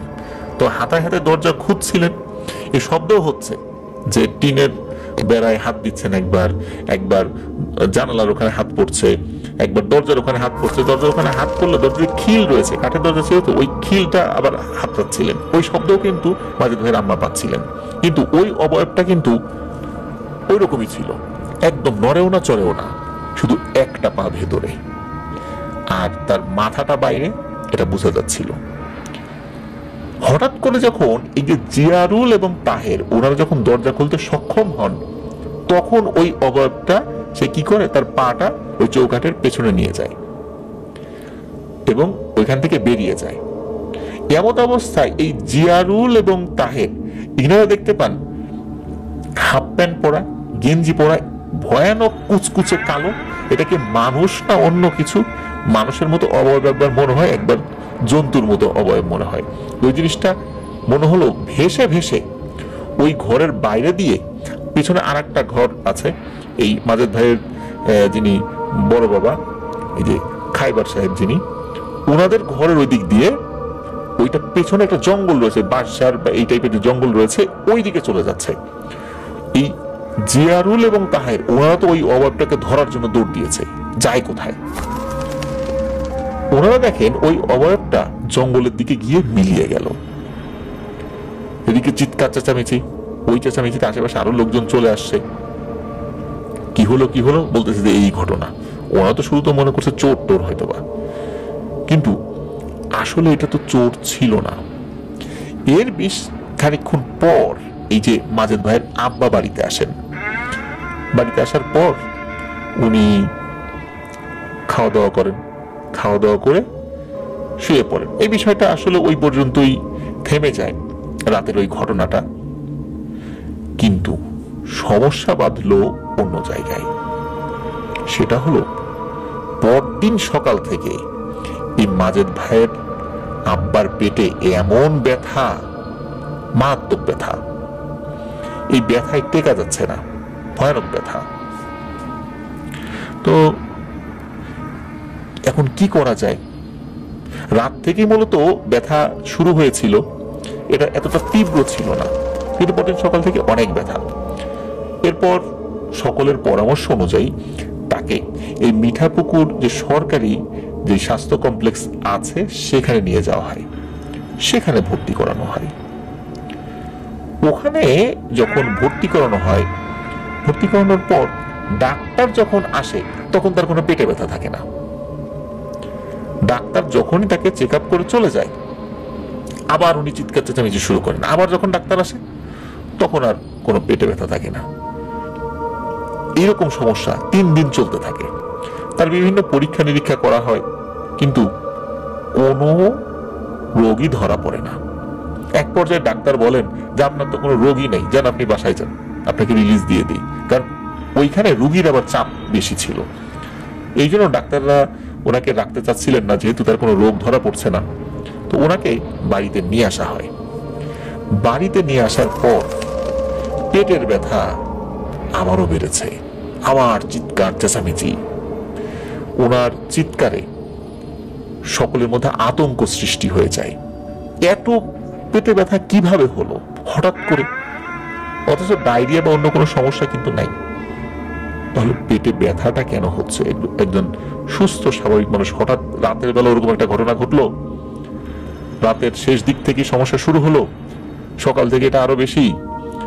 হসপিটালে নেওয়া হলো 3 দিনে এই আজব ঘটনা। ডাক্তার আসলে সে ভালো থাকে, আর ডাক্তার চলে গেলে সমস্যা হয়। তখন এই মাজেদ ভাইদেরই একজন আত্মীয়, সম্পর্কে আত্মীয় হয় ওনার বাবার দিক থেকে, তাকে ডেকে আনা হয়।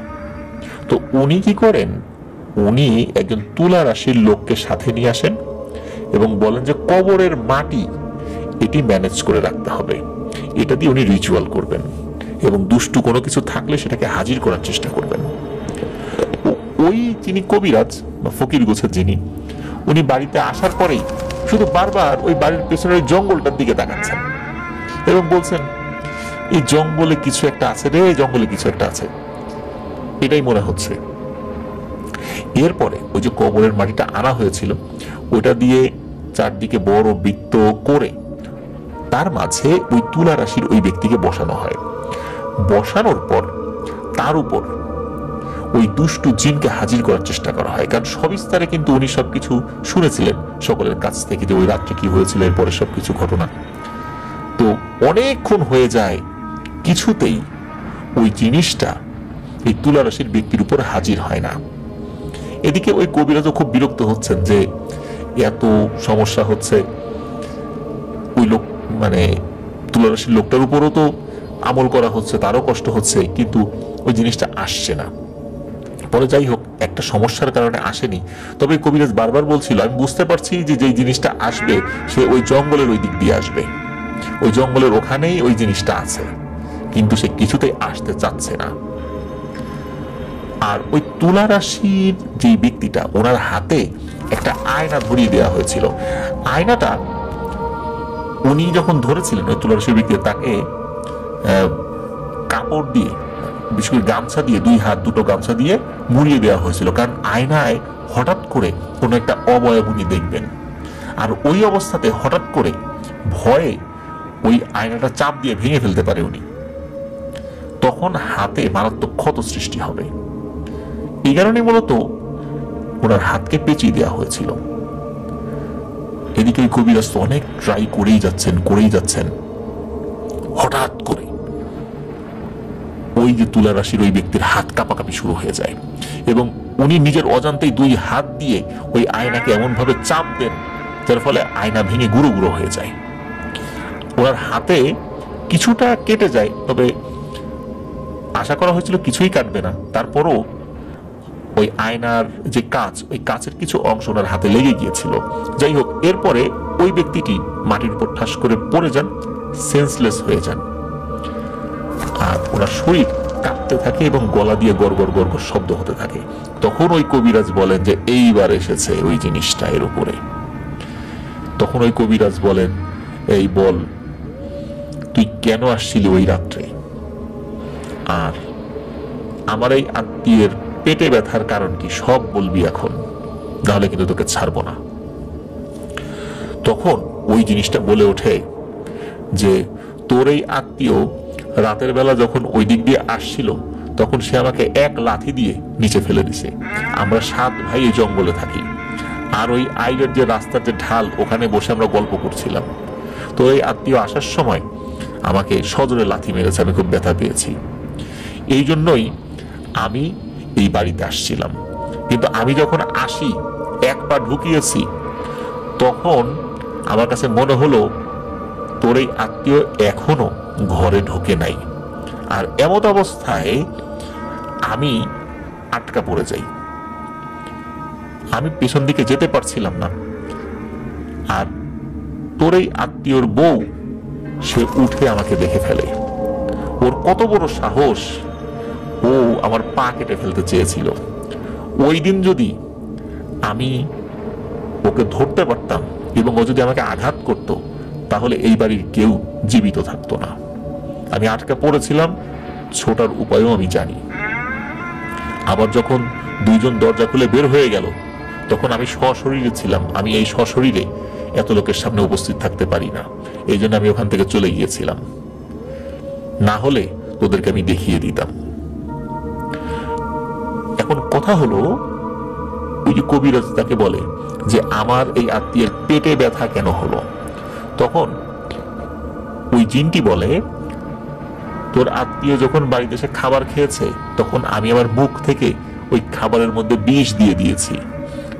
ও ওই বিষ মিশ্রিত খাবার খেয়েছে, ওর পেটের ব্যথা কোনোদিন ভালো হবে না। এই কথা বলা বলি হচ্ছে, এর মধ্যে কি হয়েছে, এই যে মাজেদ ভাইয়ের আম্মা ঘর থেকে বের হয়েছে। যেইরা ঘর থেকে বের হয়েছে, তখন ওই যেই তুলারাশির লোকটা মানে অজ্ঞানের মতো অবস্থায় থেকেই কথা বলে যাচ্ছে, মুহূর্তের মধ্যে সে 1 লাফ দিয়ে এই মাজেদ ভাইয়ের আম্মার শাড়ি টেনে ধরেছে। ওনার আম্মা কিন্তু ওই যে বৃত্ত, ওই বৃত্তের কাছাকাছি চলে আসছিল হঠাৎ করে, তখনই টেনে ধরেছে। আর এদিকে এমন আচমকা আক্রমণ করেছে, উপস্থিত লোকজন তো খুব ঘাবড়ে যায়। ওর হাত থেকে ছোটানোর জন্য এই মাজেদ ভাইয়ের আম্মাকে কয়েকজন মিলে টেনে ধরে। টেনে ধরার পর তখন এমন অবস্থা হয় যে এমন ধারালো ভাবে শাড়িটাকে থাবা দেওয়া হয়েছিল, শাড়ির ওই অংশটা ওই তুলারাশির লোকের হাতের মধ্যে ছিঁড়ে চলে আসে কিছু অংশ, যতটুকু সে থাবা দিয়েছিল। তাহলে কি জোরে থাবা দিয়েছিল, ওখানে যদি তার শরীরের কোনো মানে অঙ্গ থাকতো বা কোনো মাংস থাকতো, সেটাও হয়তো ছিঁড়ে নিয়ে চলে আসতো। তখন কবিরাজ বলে যে আচ্ছা, মানলাম যে আমার আত্মীয় তোকে আঘাত করেছে, তাহলে আমার আত্মীয়ের বউ তোর কি করলো? তখন বলে যে ওর সাহস তো অনেক, ও আমার পা কেটে ফেলতে চেয়েছিল, এই জন্য যখনই দেখছি যে ও এখানে আসছে তখনই ওকে আমি আক্রমণ করছি। ওর ভাগ্য ভালো, ওর আমি এখন ক্ষতি করতে পারলাম না, তবে ক্ষতি আমি ওর করব, এইটা বলে। তখন কি হয়, হঠাৎ করে ওই তুলা রাশির ওই লোকটা লাফ দিয়ে উঠে ওই বৃত্তের বাইরে যেতে চায়। ওদিকে কবিরাজ কিন্তু বলে রেখেছিল উপস্থিত বেশ কিছু লোকদেরকে, যদি এই অবয়বটা যখন হাজির হবে, এ যদি বৃত্তের বাইরে একবার চলে যেতে পারে তাহলে ভয়ানক পরিণতি হবে। কোনোভাবেই ওকে এই উঠানে আকাই বৃত্তের বাইরে যেতে দেয়া যাবে না। যদি বাইরে যাওয়ার চেষ্টা করে, আপনারা ধরে রাখবেন, কারণ ওই সময় ওর শরীরে ভয়ানক শক্তি হবে। আমি জানি না এই বৃত্তের বাইরে ও যেতে পারবে কি পারবে না। যদি একবার চলে যায় তাহলে সকলের জন্য পরিণতি কিন্তু ভয়াবহ হবে।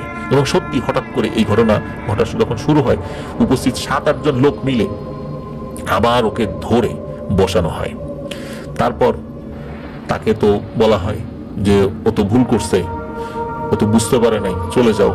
সে তো যাবে না, সে প্রতিশোধ না নিয়ে যাবে না। যাই হোক, এখন একটা পর্যায়ে এসে রাজি হয় যাওয়ার জন্য। সমস্যা হলো এই যে মাজেদ ভাইয়ের বাবার পেটে যে তীব্র ব্যথা, এটার কি হবে? তখন কবিরাজ বলে যে তোকে এই বিষ শুষে নিতে হবে। এখন ও তো রাজি না, বলে না, বিষ শুষে নেব না, আমি চলে যাচ্ছি, বিষ শুষে নেব না আমি। একটা পর্যায়ে সে রাজি হয়। তখন এই মাজেদ ভাইয়ের বাবাকে ওই বৃত্তের মধ্যে নিয়ে আসা হয়। মাজেদ ভাইয়ের বাবা তো কিছুতেই আসবে না, কারণ উনি তো প্রচন্ড ভয় পাচ্ছিলেন, কারণ একটু আগে ওনার ওয়াইফকে আক্রমণ করেছে, এখন উনি যাচ্ছেন, এখন কি হবে যদি মেরে ফেলে? তখন কবিরাজ বলেন যে ভাই আপনি ভয় পায়েন না, কিছু হবে না। তখন ওই তুলারাশির ওই লোকটি সে উঠে বসে মাজেদ ভাইয়ের বাবার মাথার যে তালু, এই তালুর উপরে মুখ লাগায়, মানে চুমু দেওয়ার মতো আর কি, মুখ লাগায়। এদিকে মাজেদ ভাইয়ের বাবা তো ভয়ে থরথর করে কাঁপছে, যে আল্লাহ এখন কি হবে, এখন একটা বিপদ না হয়, আমার ঘাড় না মটকে দেয়। এরকম প্রায় 2 মিনিটের মতো ছিল। এরপর ওই তুলারাশির লোকটি ওখান থেকে মুখ সরিয়ে নেয়, তার ভেতরে তো ভর করেছিল। তারপর মাজেদ ভাইয়ের বাবার যে অনুভূতিটা এরকম ছিল যে তার কাছে মনে হলো তার শরীরের ভেতর থেকে অনেক যন্ত্রণা মনে হলো সরে গেল, এবং তার বুকের উপর থেকে বিশাল একটা পাহাড় মনে হলো সরে গেল। এরপরে যেটা হয় সেটা হলো ওই অবয়বটিকে নিষ্কৃতি দেওয়া হয়, আর তাকে ছেড়ে দেওয়া হয়। তারপর থেকে এই মাজেদ ভাইয়ের বাবার আজ পর্যন্ত পেটে ব্যথা হয়তো স্বাভাবিক কোনো কারণে হয়েছে, কিন্তু ওই যে ওই তীব্র পেটে ব্যথা এটা হয়নি। ওই অবয়বটিকে এটাও জিজ্ঞেস করা হয়েছিল যে আচ্ছা ডাক্তার চলে গেলে পেটের ব্যথা হতো, আবার ডাক্তার আসলে ভালো হয়ে যেত, ঘটনা কি? তখন ওরা বলেছিল যে আমরা 7 ভাই ওই যে হসপিটালে তাকে ভর্তি করা হয়েছিল, ওই হসপিটালের কাছে টানা 3 দিন অবস্থান নিয়েছিল। আর এই 3 দিন অবস্থানের সময় যখন ডাক্তার আসতো তখন ওর বাবার পেটের ব্যথা থাকতো না, যখনই চলে যেত তখন ওই বিষক্রিয়াটা কাজ করত। এই মেকানিজমটা ওদের জানা ছিল, এই কাজটা ওরা করতো টানা 3 দিন, এবং উদ্দেশ্য ছিল বাড়িতে আসার পর এনাকে মেরেই ফেলবে। কিন্তু যাই হোক, আল্লাহর অশেষ রহমতে সেটা পারেনি। এই কবিরাজের ওসিলায় আল্লাহ এই মাজেদ ভাইয়ের বাবাকে বাঁচিয়ে দিয়েছিলেন, আলহামদুলিল্লাহ। তো এভাবেই এই সমস্যাটার সমাধান হয়েছিল।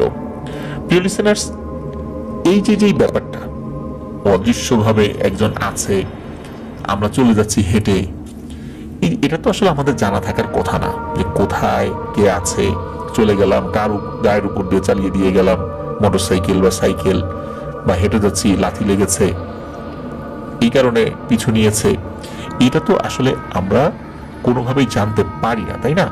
তবে স্বাভাবিকভাবে যতটুকু এইগুলো থেকে বেঁচে থাকা যায় তার একটা পদ্ধতি হলো, যদি একা একা আমরা কোথাও দিয়ে যাই বা কোনো দিক দিয়ে হেঁটে যাই, গুনগুন করে যদি আমরা সূরা কিরাত পড়তে থাকি, তাহলে এই সমস্যা থেকে আমরা নিষ্কৃতি পেতে পারি।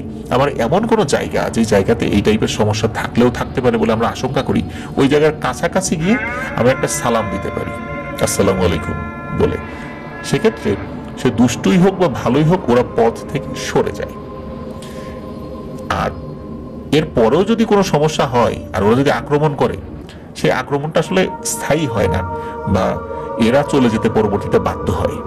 এই জন্য রাতে চলাফেরা করার ক্ষেত্রে, যেহেতু আমরা অনেক জিনিস দেখতে পাই না, ওদেরকে তো দেখাটা আমাদের জন্য পসিবল না, এই জন্য এই কিছু কিছু ছোটখাটো বিষয় যদি আমরা একটু খেয়াল করতে পারি, আমার মনে হয় এই বিষয়গুলো থেকে আমরা আল্লাহ চাহেন তো ইনশাল্লাহ নিষ্কৃতি পেতে পারি। তো এটি ছিল ঘটনা।